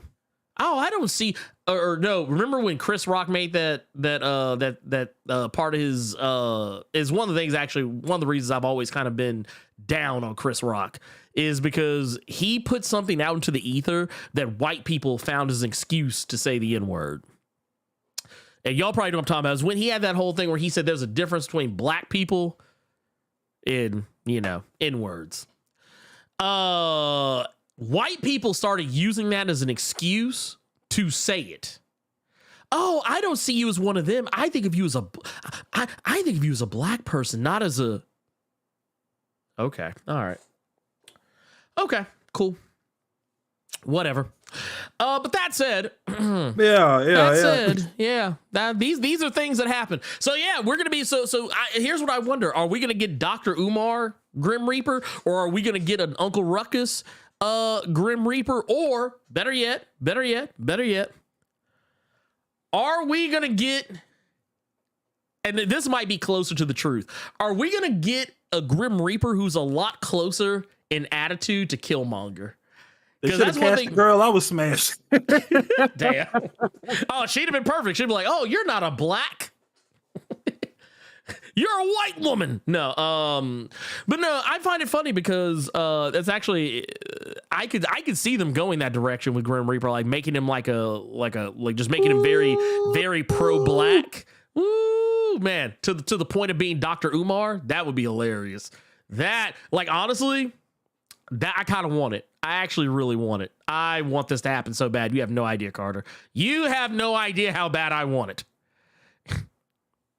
Hold on. John Battle saying the cop that said, "I hate your black gums." He's talking about Bernie Mac from "Don't Be a Menace." Yeah. I hate your black skin. I hate black pepper. I hate black keys on the piano. I hate my gums because they black. I hate Whoopi Goldberg's lips. I hate the back of Forrest Whitaker's neck. Ugh. And most of all, I hate that black ass Wesley Snipes. This is all Bernie Mac saying this stuff. I think it was Sean Wayans. Yeah, well. That is the only part that is my favorite from that movie. Oh no, mine was always the when he was in jail, and he meets the Muslim brother. He's like, see, if you hit a man in time, his wounds will heal. If you steal from a man, in time, you can replace what you had stolen. Then he just kept going like, one fish, two fish, I can't remember. red fish, blue fish. Then he was like 2000 party over. Oops, at a time, my bacon is smelling fine. That's my favorite part of Don't Be a Menace. for the 10 people who remember it. It was just you so horribly racist against your own people. You hate the back of Forrest Whitaker's neck. Right? Man said, I hate my gums because they black. Oh shit. Damn. And I see several people asking me in the chat. No, I did not smash that girl after that. I actually screenshot that message and I sent it to the buddy that put us together. Put y'all together. So apologetic about the whole. I made him feel so bad for that shit for some years. He still feels bad about that to this day because he just could not believe it. But no, I didn't smash her anywhere. I stopped talking to her like right after that. Damn. So there's your answer, people. But yeah, just the back and forth Whitaker's neck, Ernie. Like, dog. Damn. Man, why y'all gotta hate on Forrest Whitaker's neck like that? Is he not washing himself, or his neck just that black back there?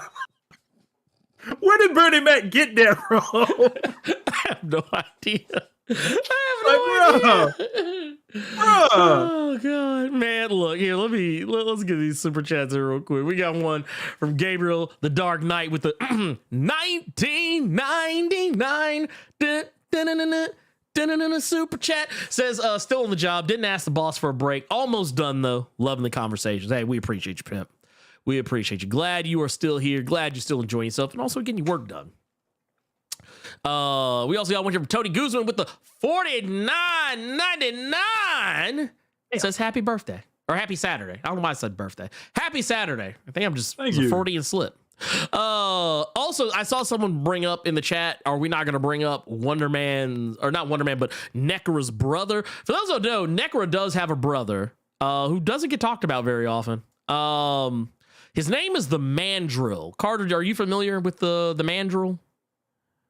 No, because when you said it, I just started thinking about, I think his name was Josh Mantooth from Anchorman. Oh, Lord. This monster. No, let me see if I can actually, because I thought I actually had some images. of him saved, because I actually was plotting a video.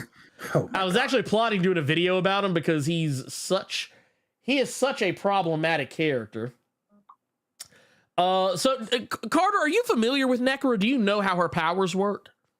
No, I have a very dirty mind, so that's where my mind went for Necra. But I'm sitting here laughing at the COBY's $10 super chat. You gave us 10 to ask me that question, bro.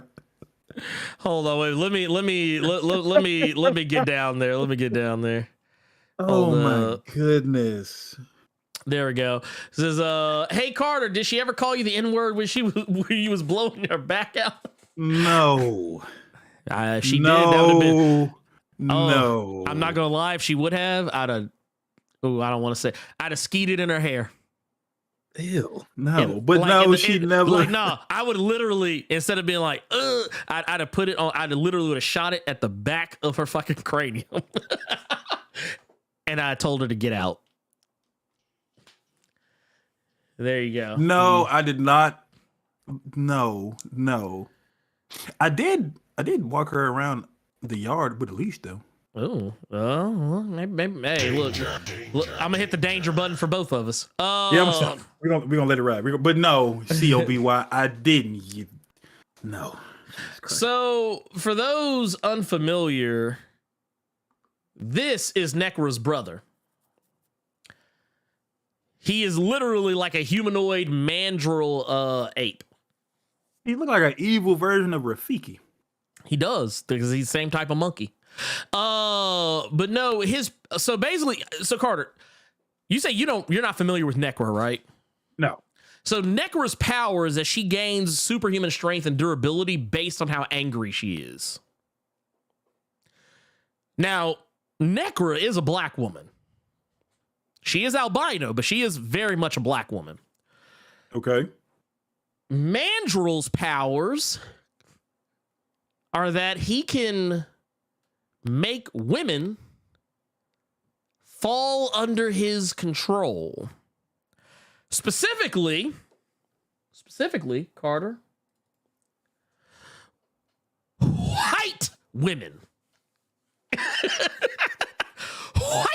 Women. That real deal look like an evil Rafiki trying to wear some like Spirit Halloween Doctor Strange drip. Oh, yeah, that was a thing. That was a thing. And yeah, if I remember correctly, I think his power exclusively works on white women. It may work on women in general, but yeah. If I remember correctly, I know for a fact his power exclusively works on women. It does not work on men, but he's specific. He does tend to he tends to use it on white women. So yeah, that is a thing. Hey, yeah. Mandrill the Mandingo. Man. Honestly, I'm sure they wanted to call him Mandingo. I guarantee you. I think they actually did wanted to call him Mandingo, but just chose not to. Can we get to recommended, please? Oh, we're not done yet. We're not. We ain't done yet. We ain't done yet. We ain't that close to done yet. This is too much. What is this Blerd Cave today? I have no My idea. goodness. I have no idea. I just work here. Oh okay? my goodness. Also, real quick, John Battle with the 23 months in the Blerd Club Gold Mine says, thank you. About to go order that movie for Amazon just because, since I had it on VHS back in the day. Oh man, I haven't watched Don't Be a Menace in quite some time, but those are some things I remember. Like it's that. Like, okay, so the things I always remember about Don't Be a Menace. Mm-hmm. I always remember that. Like what you talked about, the Bernie Mac parts, the Muslim brother in prison parts, and in this message. I always remember those. Those are like some of my favorite things. Like, and I think I even use it in some videos every once in a while. Just be like, message. Yeah. So yeah, it happens. Sometimes just throw them out there. So yeah, those are some videos that'll very likely get made. Like I had already scripted a Necra video and a Mandrill video, but I'll probably be doing one for Grim Reaper soon as well. We'll see how that plays out. But let's move on to we got our next big deal here. Carter, I know you and I were hollering when this happened because we are both such huge fans. But what you trying to group me into? I'm not trying to group you in anything, Carter. I'm not trying to group you in anything, man. I'm just saying. We got news confirmation from multiple sources: Netflix, Edgar Wright, and another one I'll bring up here in a moment. Yes. Oh wait, no, we're not going to talk about that just yet. We'll save that for last. Well, I want to talk about this one first. Go ahead and get it out of the way. Okay. Because there's less to talk about here. But Carter, James Gunn did it. James Gunn, absolute mad lad, James Gunn. He did it. I'm gonna be that guy And I'm gonna say all he did was post a picture and everybody just ran with it. Don't be that dude. 'Cause I don't want to get my hopes up. I'm gonna tell you why I think there was more to it than that. I'm gonna tell you why I think there's more to it than that. Because he doesn't do anything. James Gunn never does anything by accident. He never does anything by accident. After you could say he cooked Grace Randolph accidentally the first time, but he done it too many times since then. Oh yeah, no. Grace Randolph, that was on purpose. That was on purpose. And I love how every time I see Grace Randolph trending, it's usually because of James Gunn. James Gunn did fried, died, and laid her ass to the side. It still makes me laugh that I was going to tag you in that tweet, asking you how many times has James Gunn cooked this woman, and then you find out she done blocked you. That's gonna make me laugh. No, I was like, oh shit. I was like, I'm blocked. I was like, God damn. But no, James Gunn put out a tweet just a couple of days ago and didn't have any caption to it or anything. It was just that. It was legitimately just that image. Now, a lot of people, as Carter said, they jump to conclusions. But I'm willing to give the benefit of the doubt here. And the reason why is because, like I said before, James Gunn does nothing on accident. Like when he was doing the announcements of the Gods and Monsters chapter of the DC universe. Every image that he used to describe what it was he was talking about, he later came back and said, yeah, these are the things we're pulling inspiration from. Now, not to say that the Terrifics are actually going to happen, that he's bringing the Terrifics to the big screen. And like I said in my post on Twitter, that I'm just going to sit back and wait, let him cook, and see exactly what he comes up with. And that is when I'll get hype. But if what he posted is anything to go by, this is an image from the 25th issue of the Terrifics from 2020. Now, this is, and for those who are unfamiliar, the Terrifics is a team that consists of, well, Mr. Terrific, Plastic Man, Phantom Girl, Metamorpho. I believe it also, we had members that, were temporary members like Element Dog, Offspring. There was also Paula Holt, aka Ms. Terrific, which, for those who don't know, Ms. Terrific is from an Earth where Mr. Terrific was the one who died, and she carried on. Like, if those who don't know, Mr. Terrific in the present continuity, his wife died, and that is what kind of led from throwing himself into his inventions, his work, and he becomes Mr. Terrific. In her universe, he was the one who died. Now, for those also unfamiliar, this team was largely the Terrifics. This team was largely regarded as a Fantastic Four ripoff. And for good reason. They didn't have a flame on guy, but you did have what was largely considered one of DC Comics' most smartest individuals as the leader of the team. Oddly enough, you did have a goofball on the team, but he didn't flame on. He, oddly enough, had the same powers as Mr. Fantastic. That's Plastic Man. You didn't have a Ben Grimm, per se. A guy made out of rock, but you did have Metamorpho, who kind of could do the same thing. And then you also had Phantom Girl. You do the math.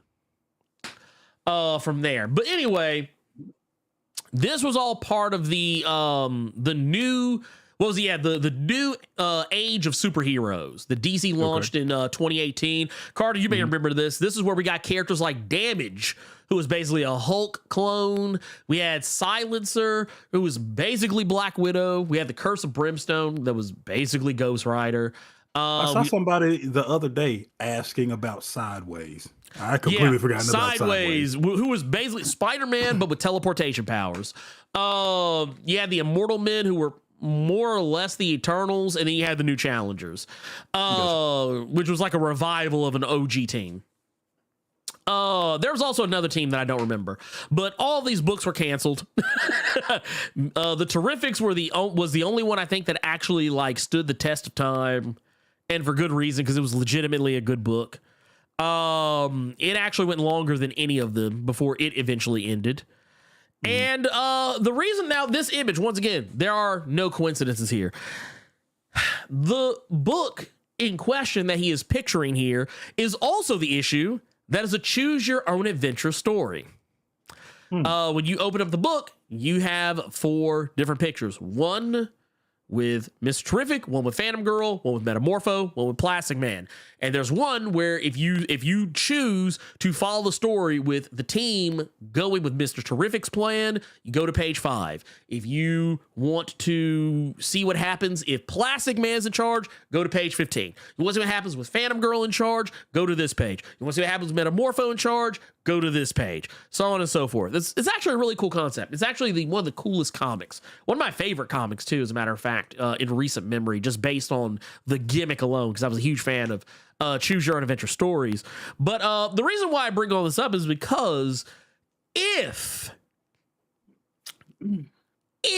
Gunn is actually teasing the Terrifics in any capacity, movie, whatever,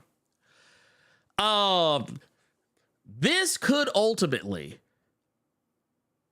mean the DCU will have a version of the Fantastic Four on the big or small screen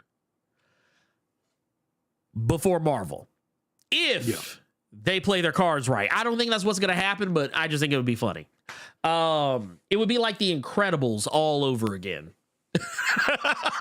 It's like, wow, man, Pixar made a better Fantastic Four movie than the folks that actually had the rights to the Fantastic Four. Interesting. But yeah, I don't know. What do you think? Are you familiar with the Terrifics? Did you ever read them?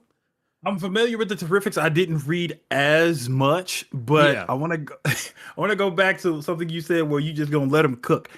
I don't think you letting them cook right now. I think James Gunn is cooking something, and you kind of got a whiff of what it was. Like, that smelled like cookies. So your ass kind of looked around, then you peeked in the oven to see what was under the eye. That's what you just did. You not letting them cook. Your ass be a nose trying to peek in there, trying to tell all you shit. That's what you trying to do. A little bit. If this is something that does happen, and with you now, I'm going off of what you're saying, and you brought up a choose your own adventure kind of deal. With that being, with that possibly being the case, I see this being just another thing that we could see coming down the line from the animated side of things. Well, I mean, it still wouldn't matter regardless, because as James Gunn said, everything in the DCU is canon. Yeah. So even if they did it as an animated series, it's not to say they wouldn't do a live action version of it later as well, or a video game. Yeah. Everything, the contracts they are signing people to include all. They encompass all of those things. So either way. Yeah.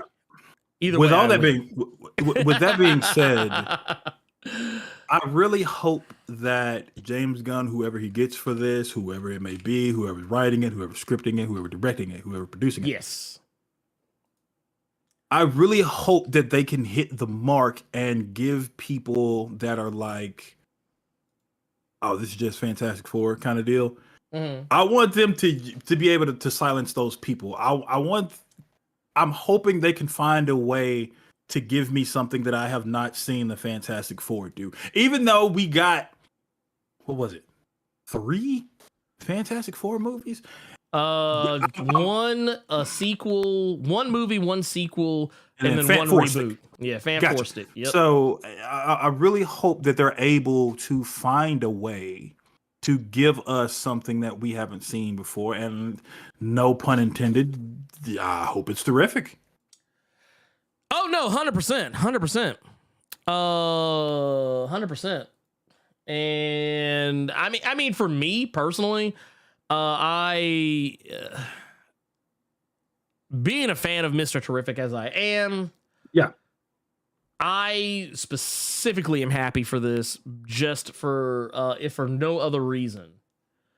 If for no other reason than just the idea that we stand to gain something very amazing.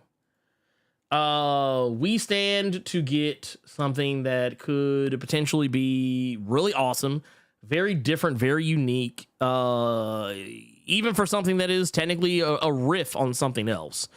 Not to mention, I think Mr. Terrific deserves to be adapted properly.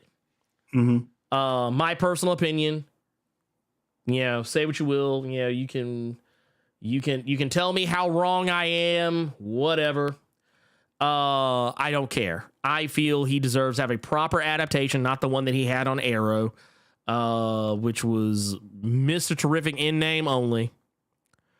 And we go from there. But that said, I think we can move on along. I think we can go ahead and move on along. Let's see here. We've got... Real quick, let's hit some super chats real quick, and then we'll move on to our final story. We got one here from Jason Davis, says, get him in a room with Sue, Emma, and Namor. What? Nah. Mandrill don't need all that. He don't need all that. He don't need all that. He don't need all that whiteness going on in that area. We've also got Tubes and one with the 19 months as Miss Terrific, the real smartest man in the DCU. Hey, I'm just saying, man has natural aptitude for having natural aptitudes. I'm not gonna hate on it. Not gonna hate on it, not one bit. Also, thank you for the 19 months. Also, I have a funny story to tell here a little bit. We'll probably save it for after we get done with all this. It's something I just want to share with people because I find it incredibly funny. Anyway, moving on along. Let's talk about the story that Carter got excited about. Please. Scott Pilgrim versus the World is coming to Netflix in the form of an anime. So here's the funny thing. Edgar Wright in the official Netflix account on Twitter had tweeted this out about roughly the same time. And I distinctly remember Edgar Wright's tweet being something along the lines of, this is not a drill. This is happening. After much musing over the years about there being potential for an anime adaptation of Scott Pilgrim, I'm thrilled to say one is, and in all caps, imminent. Everybody looked at their fucking calendars. I did. Oh no, I did too, because the first idea I looked at said, "Is this fucking April Fool's show?" I was like, "Oh shit, no, that's tomorrow." I was like, at the time when this was brought up, I was like, "Oh, that's tomorrow." I was like, "Man, he's early for tomorrow," but no, apparently it's true. He says, they're bringing the entire cast back. The entire cast is going to be returning. The entire cast is going to be returning for this. We saw this in a video that was put up, and yeah, it's happening. It's real. It's going down. Everybody back. Yeah, not just Michael Cera, not just Mary Elizabeth Winstead. No, they're getting everybody. All the evil exes, all the side characters, everyone.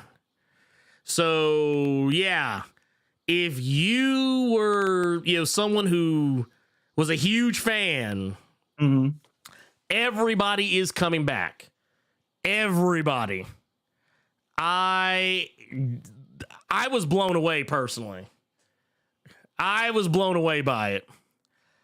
This is very likely going to wind up, and it is going to be on Netflix. It is going to be on Netflix. It will be, we don't know anything beyond that.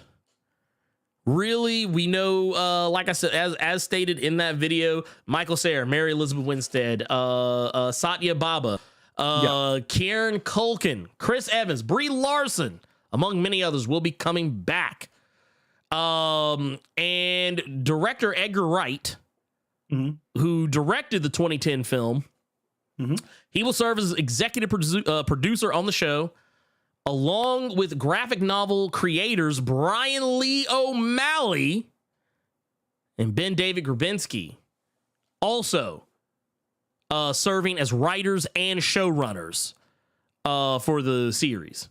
And the anime, as you may have saw, it was like kind of a blink and you'll miss it. But the studio Science Saru, who some of you may know for their work on Star Wars Visions and Devilman Crybaby, they will be the ones animating the series. So there's a good pedigree of things going on here that are absolutely positively perfect.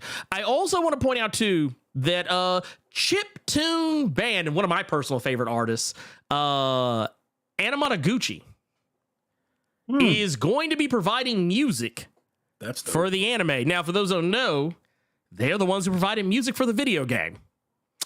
I'm hoping this gets some people back on the video game, to be honest with you. Yes. Oh no, I think it will. I know I reinstalled it the other day just so I could play it some more.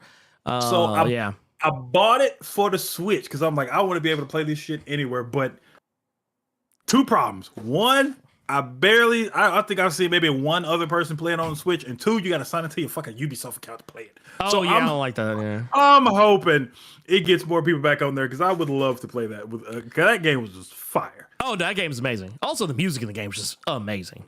But yeah, I saw YTube Noob says Captain America, Captain Marvel, Punisher, and Superman gonna be in this. Look, you want to talk about the greatest crossover of all time?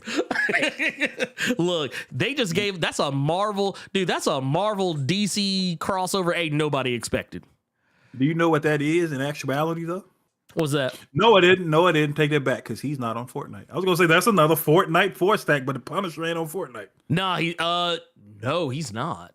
That's wild. Interesting. They let Daredevil shoot people before they let the Punisher shoot people on Fortnite. Look, Daredevil out here with the blicky and everything. He can't even see. he just shooting everybody. Everybody catching it.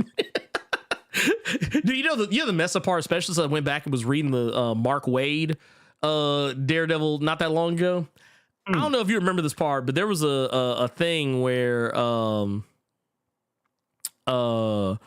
think it was towards the end of the run, towards the end of the initial run. But there was a part where like someone was trying to describe somebody to Daredevil, and he's just like, because it made me remember he doesn't see the colors or anything that the person's wearing. He just sees them. If you say, hey, that dude in the white shirt and the blue pants and the green shoes, he's just gonna be like, okay. That's why I want somebody to do one of those. Like, they've been doing all the videos with Joe Biden, Trump, and Obama playing like Fortnite and Hunt Showdown. I want to send those to you, but I know you hate Trump. I do. I cannot stand. But to be fair, I don't like Joe Biden either. They did one on a DVD tier list. I'm I got to send him this. That shit had me die. They did one. I mean, I would watch it. I would watch it. Okay, they did one where they did a DVD tier list. They did another one where they were all playing Dark Tide together. Yeah. And there was another one where they all played New Super Mario Brothers Wii. I was cracking up, man. Especially that DVD tier list. That would have me crying laughing. Oh yeah, dude. I would be hollering. But no, I'm excited. I don't know if I've ever talked about this before, but Carter, maybe I've told you this, but Scott Pilgrim versus the World, the movie, is actually it's a movie that my wife and I bonded over. That was actually our first date. Oh wow. Our first date was going to see Scott Pilgrim versus the World together. That was our first official, like, actual we're going somewhere together as a couple, and doing stuff, like going to dinner, walking on the river, whatever, other BS. So that was our first date. So that movie has a very special place in our hearts.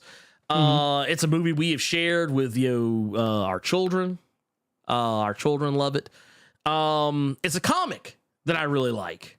It's a video game that I really like.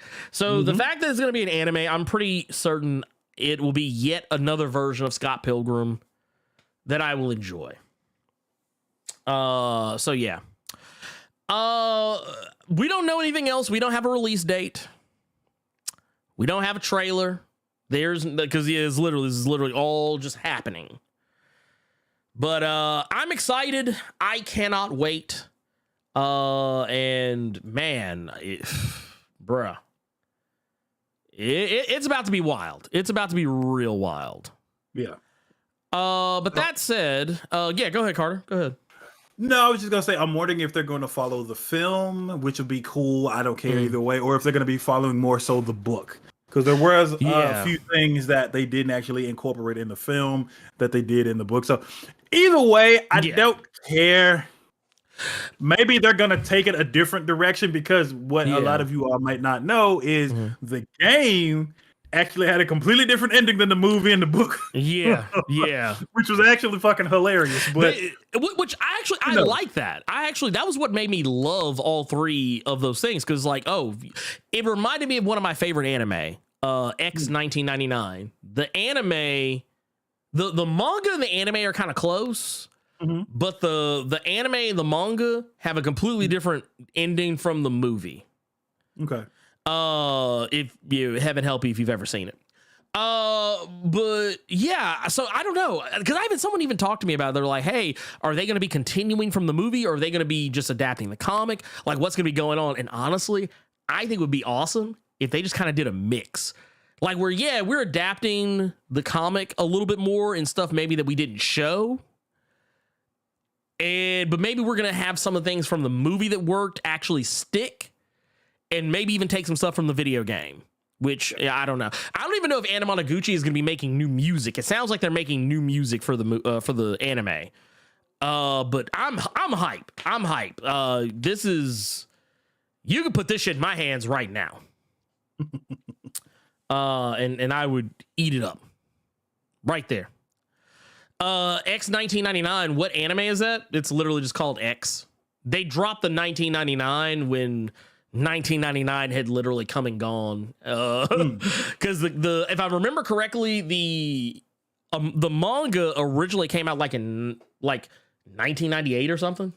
Yeah. Here, let me get that out of there. I want to pull this up because I want to make sure that I'm not wrong here.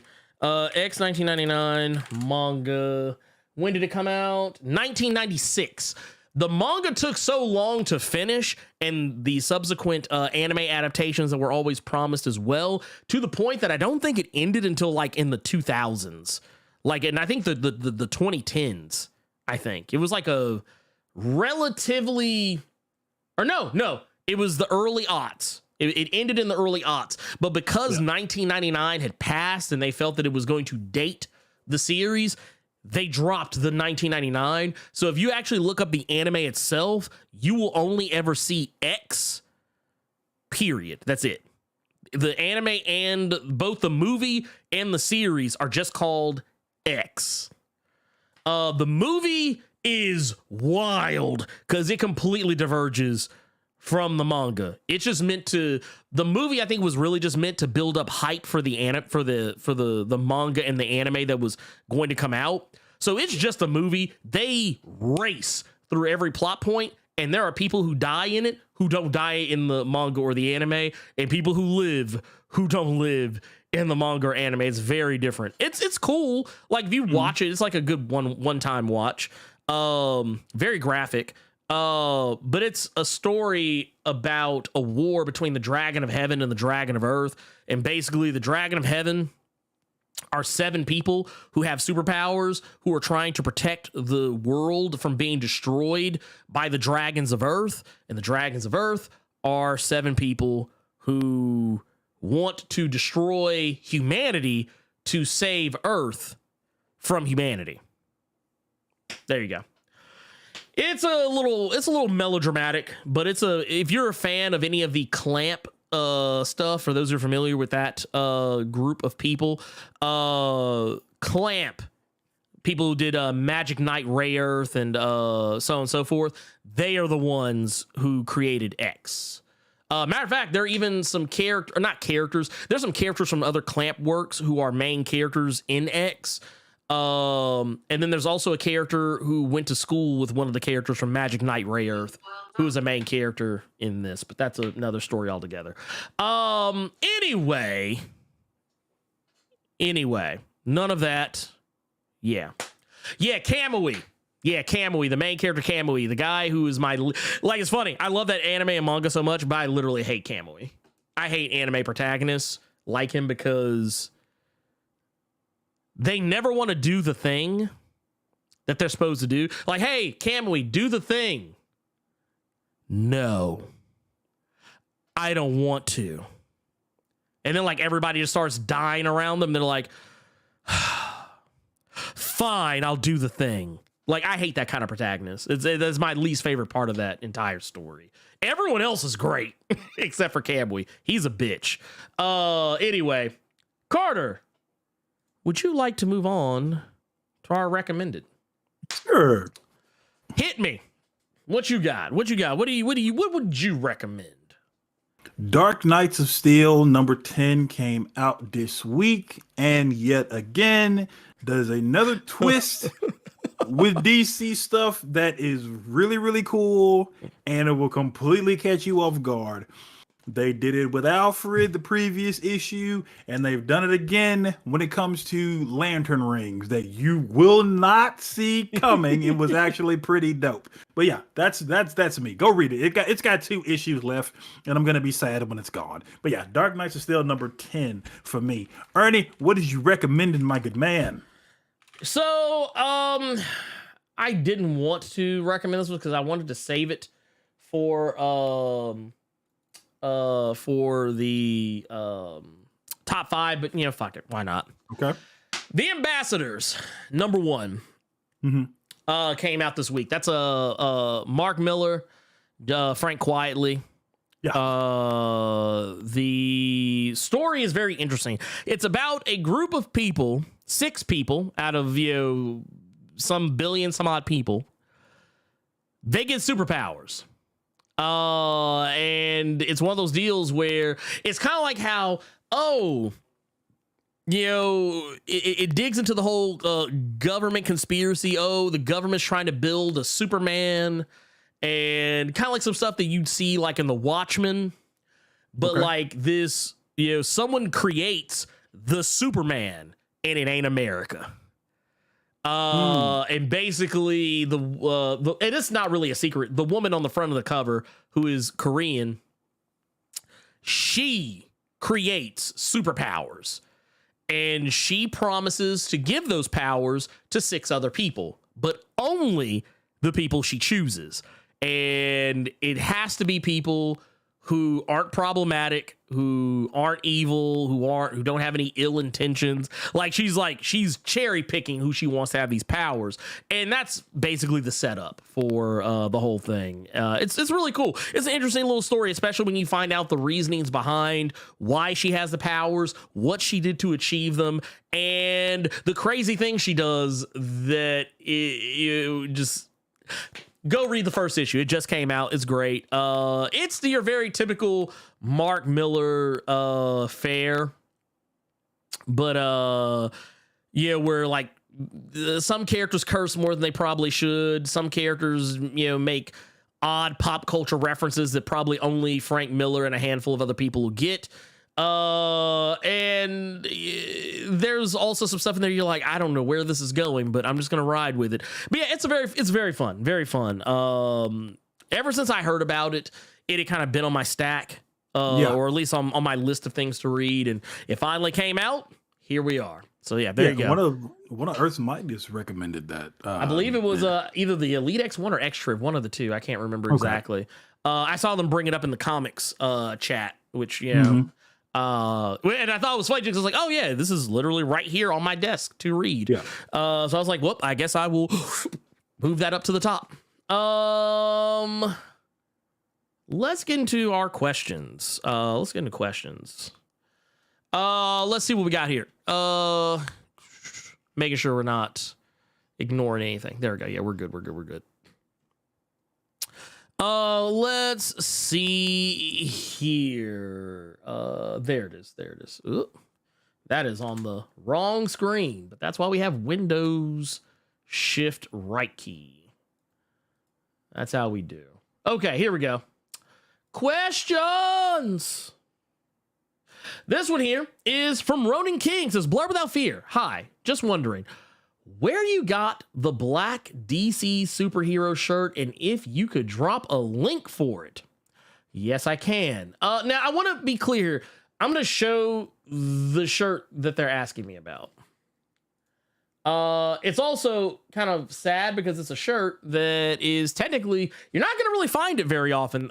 Someone else had come up with it. There's a new version of it out there somewhere, and I don't know how reputable this site is, but I'm just sharing the just the imagery here.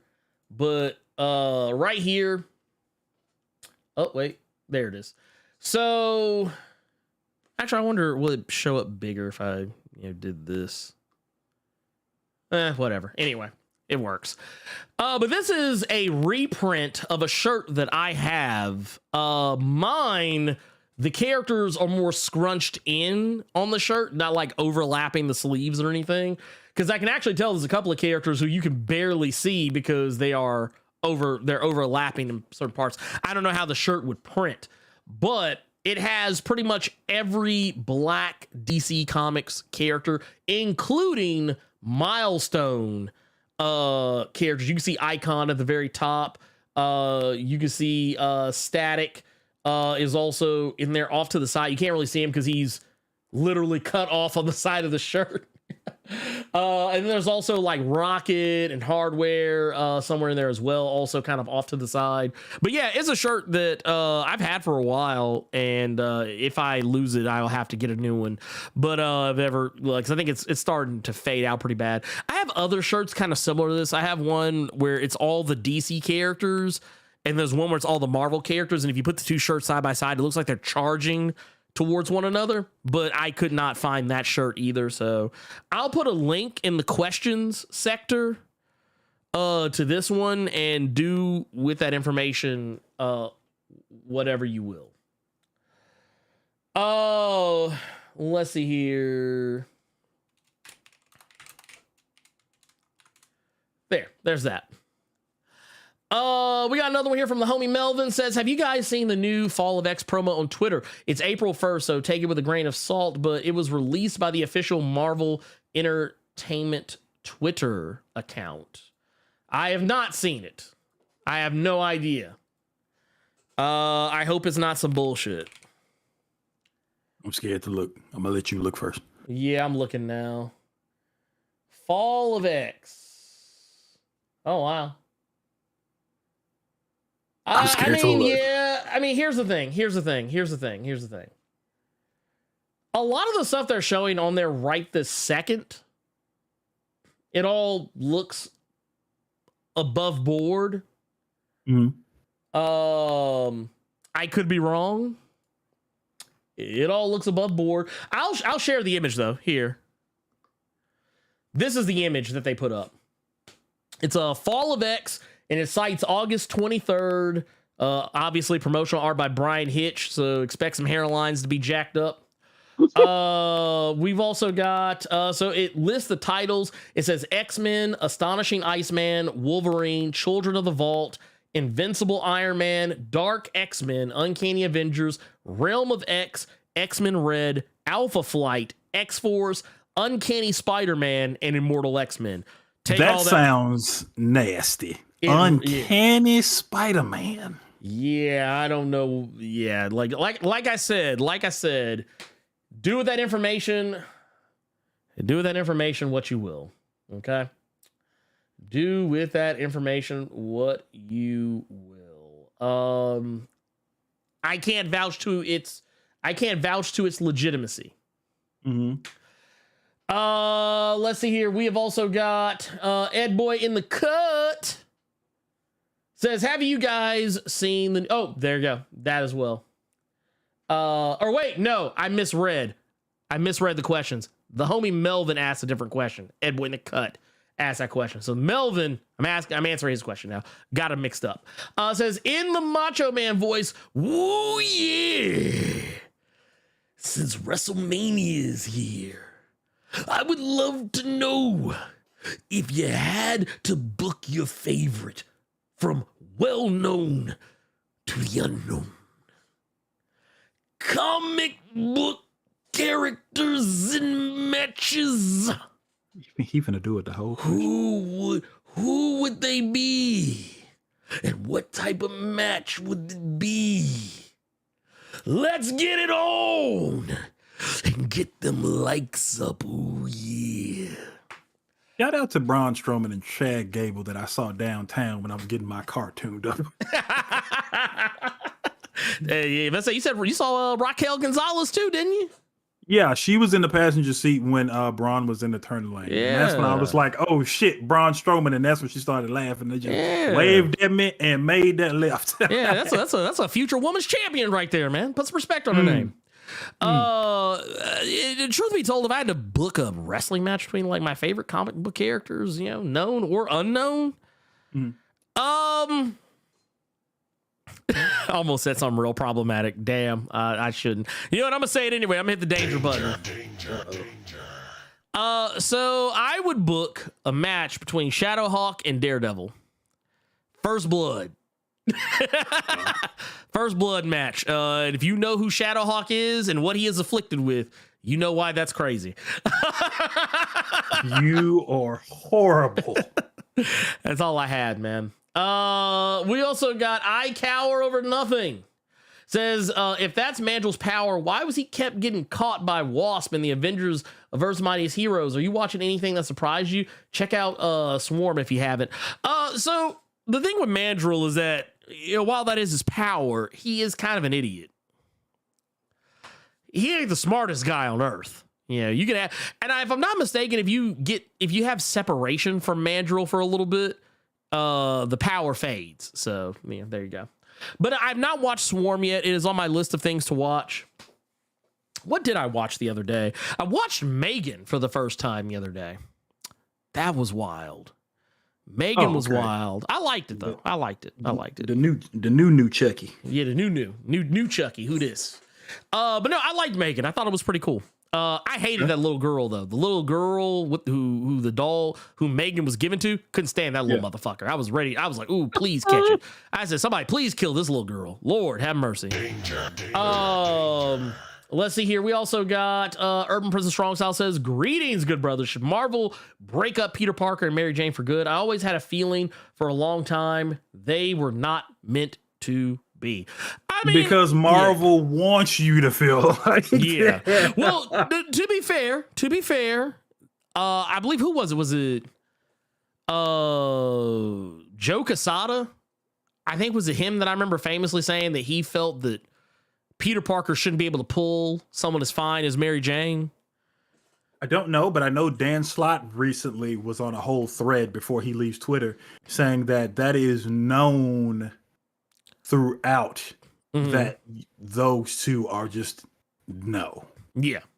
I mean, to be fair, I don't care. I don't have an attachment to Mary Jane and Peter Parker. I'm actually perfectly fine with him being with Black Cat.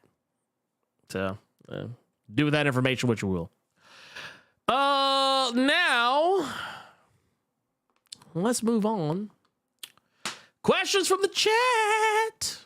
Well, before it gets lost, you got a Little Caesars hot and ready from LP3. I see. Let's hit it. Finally got a chance to see Megalobox Carter. Great pick. You are welcome, sir, but don't do what I did and think that Megalobox just begins and ends with that first season. There's actually a second season that I didn't find out about until like a couple months ago. It's called Nomad. Go look for that, because that is just as fucking good. If you've seen Jonathan Motor's profile pic, he's actually, well, I can't tell you that part, but yeah, no, the second season of Megalobox is called Nomad. Go watch it. Let's see here. Gokon Sure's baby's father said, didn't Clamp make Code Geass? Yes and no. they did the character designs for Code Geass. They didn't actually like write it. Let's see. That's not a question, but that's pretty funny. What? The image you pulled up from the Fall of X, Hitty, you know she's saying that Professor Xavier was taking a knee. Like, I'm glad I am bald, for he can't jack up my hair. He was taking a little T-bow though. Oh my god. He's like, man, thank God. Actually, I actually checked some of the hairlines. They were okay. They were okay. Let's see here. You know what? Let's see here. You know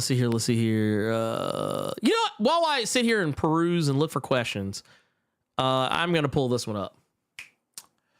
Do you prefer, this is from George Sandoval, says, do you prefer buying comics digitally or physical copies? It depends on what's going on. I prefer, like, things I want to collect in their entirety, physical all day. You know, like Sandman, Once and Future, the comics I absolutely possibly love. I want to buy them when they are all collected and own them physically. Comics that I'm just reading, even if I do love them a lot, I will buy digitally. I will only buy physically if it's something like, oh, here's a new #1 or like a very special cover or something of something that I really like. But beyond that, I can't physically buy comics all the time. Like I literally, y'all can't really see it, but I've been remodeling the Blerd Cave room. I recently had to go get 2 new shelves just so I can put comics on them that didn't have a home. Things already had. Yeah. I'm literally about to go put any of you that saw that video that I did of me going to get all of my comics from my boy's crib, all those, I'm finna go ahead and have to move them out. Yeah. It was good when I had them. I could show everybody what I had, but looking at the long box there and the whole wagon full of them, yeah, they got to go in the trunk. They got to go somewhere. they got to go. We also had another here. Was it this from Drake 45 says, will you do a review of the Mario movie coming out this week? Maybe on TikTok. Yeah, it comes out this week. Actually, I think it's already out, because I think they release it on a weekday. Because the whole thing was like, yeah, we want to have a movie day, me, wife, and kid. And I was like, oh, I really want to go see Dragon Ball, or not Dragon Ball. Oh my God, Dungeons and Dragons. Lord have mercy. And I also remembered that Mario was also out. So there was that. Which I know my daughter, she's really going to want to go see Mario. So me and my wife may just go see Dungeons and Dragons on our own and then take her to go see Mario. I do want to share a quick story. Okay. Real quick. Story time with Blerd, while more questions come in. So I shared this with Carter the other day. Carter knows what I'm talking about here. I want to do a PSA. If you are someone who fancies yourself as a comic book artist, and someone is asking you to show you if someone's asking you to show them your work as a portfolio to see if you are who you say you are as good as you say you are, don't send me. And I want to be clear here. I want to make sure I'm very clear here. Do not send somebody a page or some panels from a comic that they have read. I'm going to put this out here, and I'm putting them on blast. What? I don't have to answer. I don't have to ask that question. No, I'm putting them on blast. I'm going to put them on blast. Because you ought be shamed for the Lord your God. So here's the thing. I want to make sure that I am crystal fucking clear when I say what I'm about to say. You gotta tell them what happened, though. You gotta tell them what happened. I know. I'm gonna tell them what happened. So y'all know that I'm working on a comic. And I am reaching out slowly but surely. I'm reaching out to every artist that I know. If you are an artist who I know, don't worry. I'm getting to you soon. I don't like doing a whole bunch of interviews all at once. Because I hate interviewing people. I'd rather just be like, hey, you have the job. Let's go. So this person reached out to me offering their services. So I told them, I said, here, fine. I'll check you out. And then here's what happens. They send me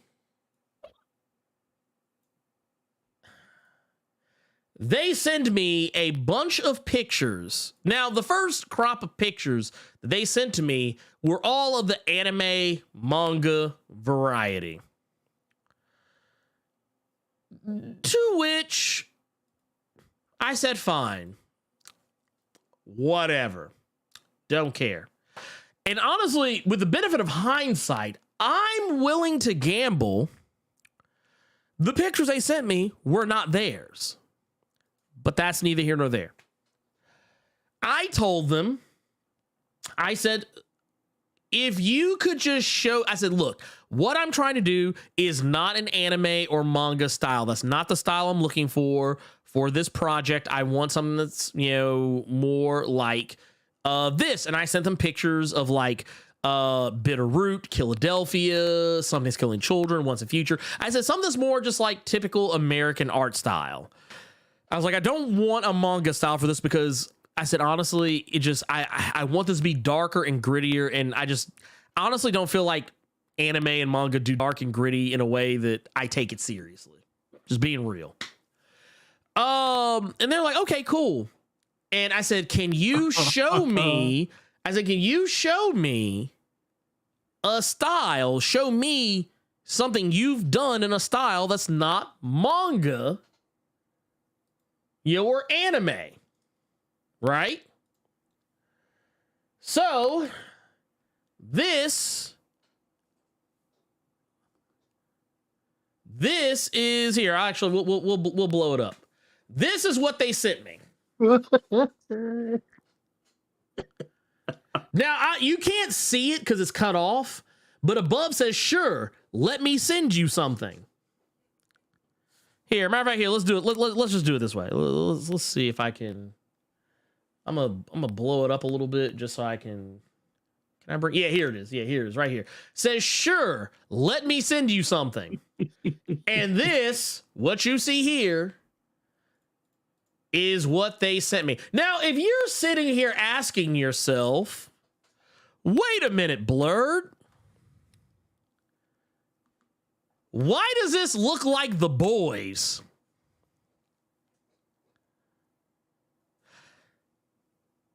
That's because it is. It is a page from issue 1 of The Boys. Why would you think that I, a comics reader who has read The Boys, who has done video about The Boys, why would you think that I wouldn't notice?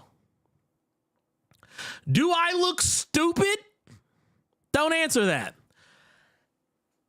They also sent now, and I'm also pretty sure these images also came. I'm also certain these images right here also came from other comics. I can't like put my finger on it, but I know for a fact that the image on top is from it's either an I think it's from an Image comic. I don't remember what it is, but I'm positive I have seen this panel somewhere before. The one on the bottom, I can't call. That said, when I called them out and said specifically, this is not your work, Carter can confirm this to you. I sent that message. It was like at 3:45 p.m. They were still like, Discord, you can see when someone's typing. I kept seeing them typing and stop typing, typing and stop typing, typing and stop typing for 15 minutes. I literally kept it up so I could watch. So after I was finished laughing for like 20 minutes, because he sent me this when I was at work. Yeah. My question was, ma'am,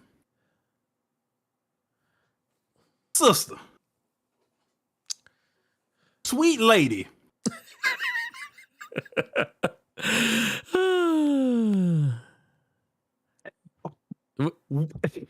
Well, you can't. The first thing I did when he sent me the screenshot, I don't even want to tell him how you started the message, because when he starts a message like the way he started it, I knew I was going to see some mess. But I'm at work and I pulled up because I said I know this from somewhere. But I ended up pulling up The Boys issue 1. I bought The Boys #1 digitally just to see if I was crazy. Now, lady, I don't know you personally. But if I'm gonna steal from something, I can't. Like I said, I just want to put this out here. They came back so they finally answered me after 15 minutes of trying to figure out a way to maneuver their way out of it. They tried to use the excuse, oh no, those aren't mine. I sent those to get an idea of what you wanted.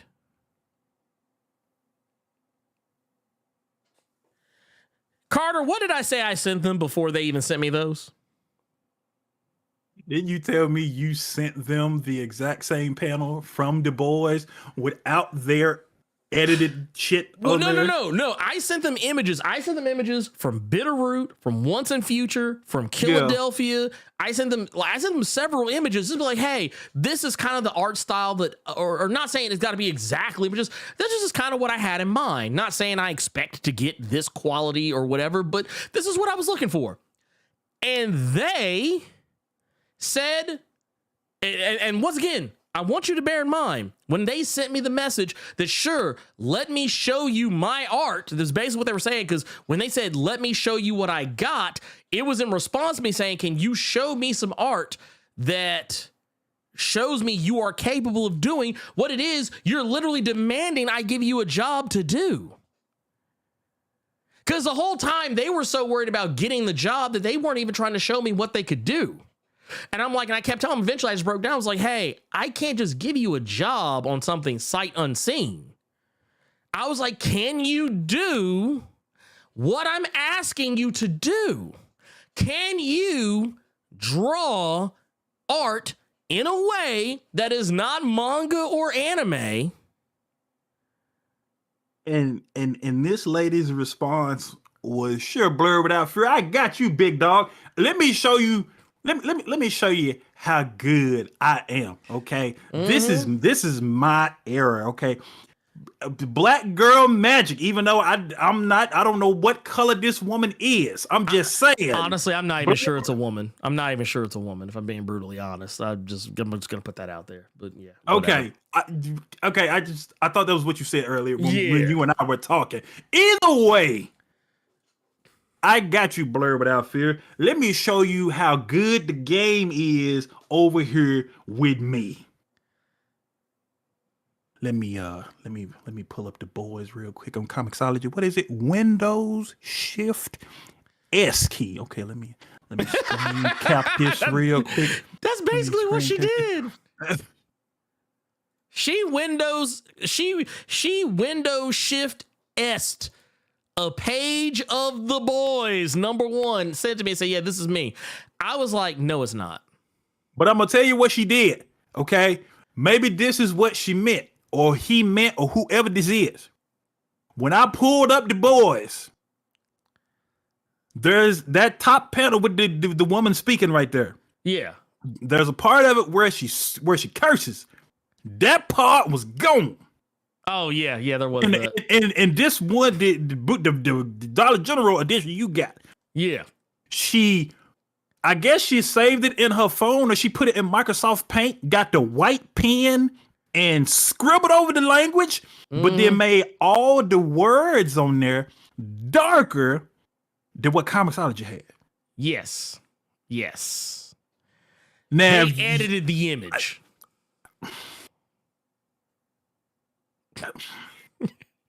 You know what? That said, Bill has an interesting question. As we're speaking, many Marvel comics on the Venom side were revealed at C2E2. Now we're waiting for ones on the X-Men and MegaCon. Will they be covered today or next week? Well, obviously not today, and maybe next week if I feel there's something to say. I have no idea. YTube Noob says, question. Why people complain that a comic, Quotey Fingers, feels like it was written to be a movie or TV show when you have heard people read manga and say this feels like it's going to be an anime? I mean, here's the thing. So whenever I say I feel like this was meant to be a TV show or a movie, it's because when I say it, I mean it literally feels like it. I've read movie and TV scripts on multiple occasions, and while technically there's not really a difference between a comic script and a movie and TV script, but you can tell when something was written with the intention of it to be something else.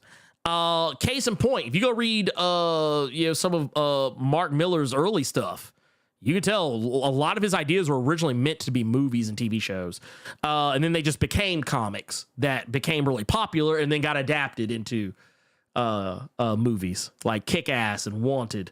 But I don't think it's a bad thing. And I mean, and with anime, it's almost expected that, if you have a manga, yeah, you're going to end up doing an anime of this. It's almost like it's expected. But yeah, I've seen people say it as a negative. I never mean it as a negative. When I say it, I'm just pointing out what I think is obvious. That this was something that was intended to be something else. And that's not a bad thing. Like, what was it? One of my favorite comics, Bad Mother. I think I remember telling you this, Carter. Yeah. I was like, about it on the show before. Yeah, I said, this clearly was written to be a TV show or a movie or something. This was clearly written with the original intention of it being a movie or TV show. And it's not a bad thing because that comic is fire. But yeah, I don't ever mean it as a bad thing. Let's see here. Let's go down because I know we got a ton of stuff that has probably been missed. I will go ahead and say right now, let's see here, is the Marlon Wayans stand-up bit on Chris Rock feels like he's the it comedian at the moment, and some clapbacks are coming. No, I have not seen that yet. I've only seen bits and pieces of Chris Rock's. I feel like Marlon Wayans isn't a stand-up comedian. Nah, he's more of a sketch comedian. Watch it. Yeah, like you could just do goofy shit. Like I don't really see you being that. So that's why I personally haven't looked at it. I did see the Chris Rock part, and it was just like, okay, yeah, you trying to get some shit at Chris's expense, whatever. Yeah, but yeah. I mean, it's the same way. I feel like there are certain people who it's kind of like people talk about. Remember when people were upset that I think was it Cat Williams that criticized Tiffany Haddish, and when people said that you were talking about how she's like they were saying she was the best stand-up comic of all time or some shit like that, or that she was so great, and he was like, she's not a stand-up comedian. Like he's like she's a comedic actress, and he was like, what's your favorite Tiffany Haddish joke? He's like, I'll wait. Yeah, and and that's when Kevin Hart came to her defense. And, Yeah. It was all crazy. But yeah, there's some people who honestly I think are better comedic actors than they are comedians. There's some people I think are better sketch comedians than they are like case in point, Dave Chappelle. I think Dave Chappelle, when he wants to do stand-up, is a good stand-up comic, but I think he's a better sketch artist, or better sketch comic, rather, is what I mean to say. Here's a question from you from Frantic World. Hey, Ernie, I have a non-comic book question. Do you think Cody is going to win? Cody's fighting tomorrow, not tonight. But do you think Cody is going to win tonight? And did you watch anything wresting pay-per-view last night? I think the Ring of Honor joint was last night. Nope. I didn't watch shit. I forgot it was on. I watched the recaps. Gotcha. People had recaps of them. I watched those after the fact. But do you think Cody's going to win it? Maybe. I honestly don't care if he wins. He'll probably win it for no other reason than just to spite AEW. Like that's what they'll do. But it's one of those deals. Honestly, I'm just not invested in anything WWE has going on. I'm just like, okay. I was like, that's nice, but yeah, it's whatever. We got one here. Have you or Carter ever been starstruck or nervous while in the company of or interviewing your favorite comic book writers? No. Yes. Nervous, yes. A little starstruck, tiny bit for the whole Donny Cates thing. Yeah. Because I never thought that would. You were doing this a lot longer than me. And I'm still kind of salty you got to do the David Walker stuff with Bitterroot. I wish I was there for that one. But yeah, the Donny Cates one, I couldn't believe this is somebody I was reading, and we just shooting shit. Especially when I met them at LA Comic-Con and they saw me in line. Oh, what up, Carter? That did get me. So yeah, him and Donny Cates and Ryan Stegman, like for sure. Yeah, I admit. I literally sat and talked with Donny Cates before, so like, face to face. So it was just a second meeting for me. Let's see here. I will say this. You know what? I will take that back. I'll take it back. The first time I met Chris Claremont, that was an eye-opening experience. But after talking to him for a few minutes, it quickly went away. Not because it was anything bad, but just because he was just very easy to talk to. And he likes to talk. He is a talking motherfucker. You might have to tell him to shut the fuck up. But I would never tell him that. Sir Your G says, Ernie, were you emotionally ready for that twist that happened in the latest issue of Daredevil? Because brother, I was not. I wasn't ready for it. I gotta leave. I haven't read it. I'm not gonna say anything. Not gonna say anything. Not gonna say anything. Not talking about it. Not talking about it. I literally gotta pull it up now to finish it. No, I'm not saying anything about it. I'm not saying anything about it. But no, I was not ready for it. I'll say that much.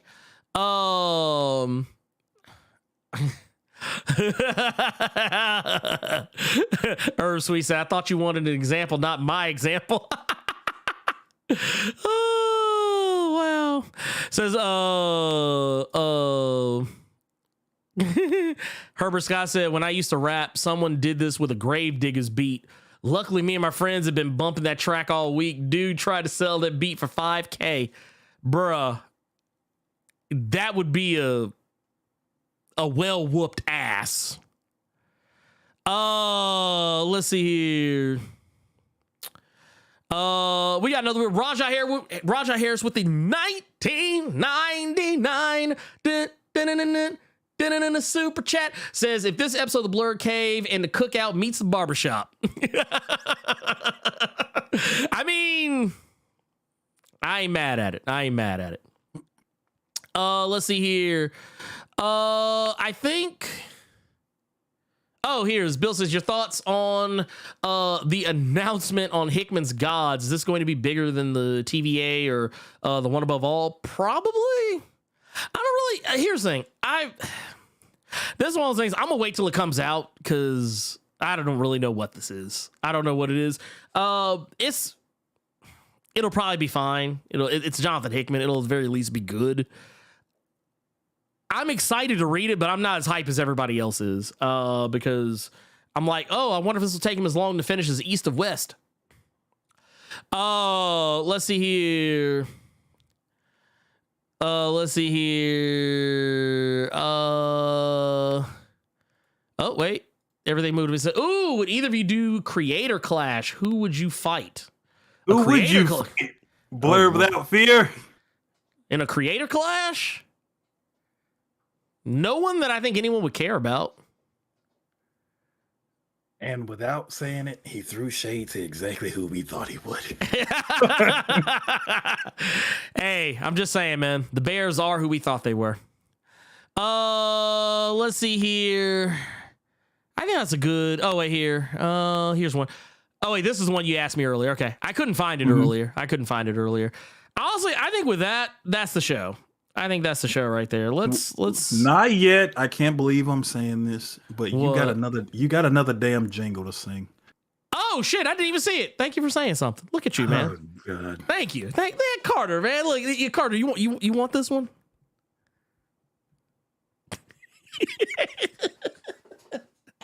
Oh, Jonathan Motor coming in hot with that 1999 super chat. Says, I met Lucy Lawless at Comic-Con New York while she was promoting Spartacus, Smitten in Seconds, and my wife asked her to teach her how she shut me up. Yeah, I'm not mad at that. I'm actually No. kind of jealous. I Especially was, because yeah. you see how she was in Spartacus. You see how she was in Spartacus, boy. Shit, Boy. dude, she's still fine today. Show is. She's still fine today. Almost made me reinstall Evil Dead until I realized what I was going to be playing. I'm sorry. I hate to kick people when they're down. But that said, I think that's the show, y'all. I think that's the show. That is the show. Y'all, thank you so much. Thank you, everyone, for the laughter, the love, the chats, the lurks, the super chats, all my patrons, all my Blerd Club, everyone, Earth's Mightiest subscribers, Blerd Koa, everyone in the Discord, all that good stuff. Thank you all so much for your love, your support, your attention, your care. And yeah, I think that's that's it. I will definitely say that we will be back next week. We will have a very special guest. I don't want to say who it is because I don't want to. Well, actually, I guess I could say who it is, so that way the hype is not on someone who you're expecting to see that you will not see. But Fantastic Frankie is going to be joining us on the Blerd Cave for the 200th episode. She will be here. She will be kicking it with us and talking all kind of smack, just like we used to do back in the Justice League days. And most importantly, I hope you all are staying happy, healthy, safe, sane, all that good stuff out there in these streets. Hope you are enjoying yourselves, taking care of yourselves. And for Carter Presents, I am the Blerd Without Fear. I never thought I'd get to say this. And Ike Perlmutter, you can go to hell.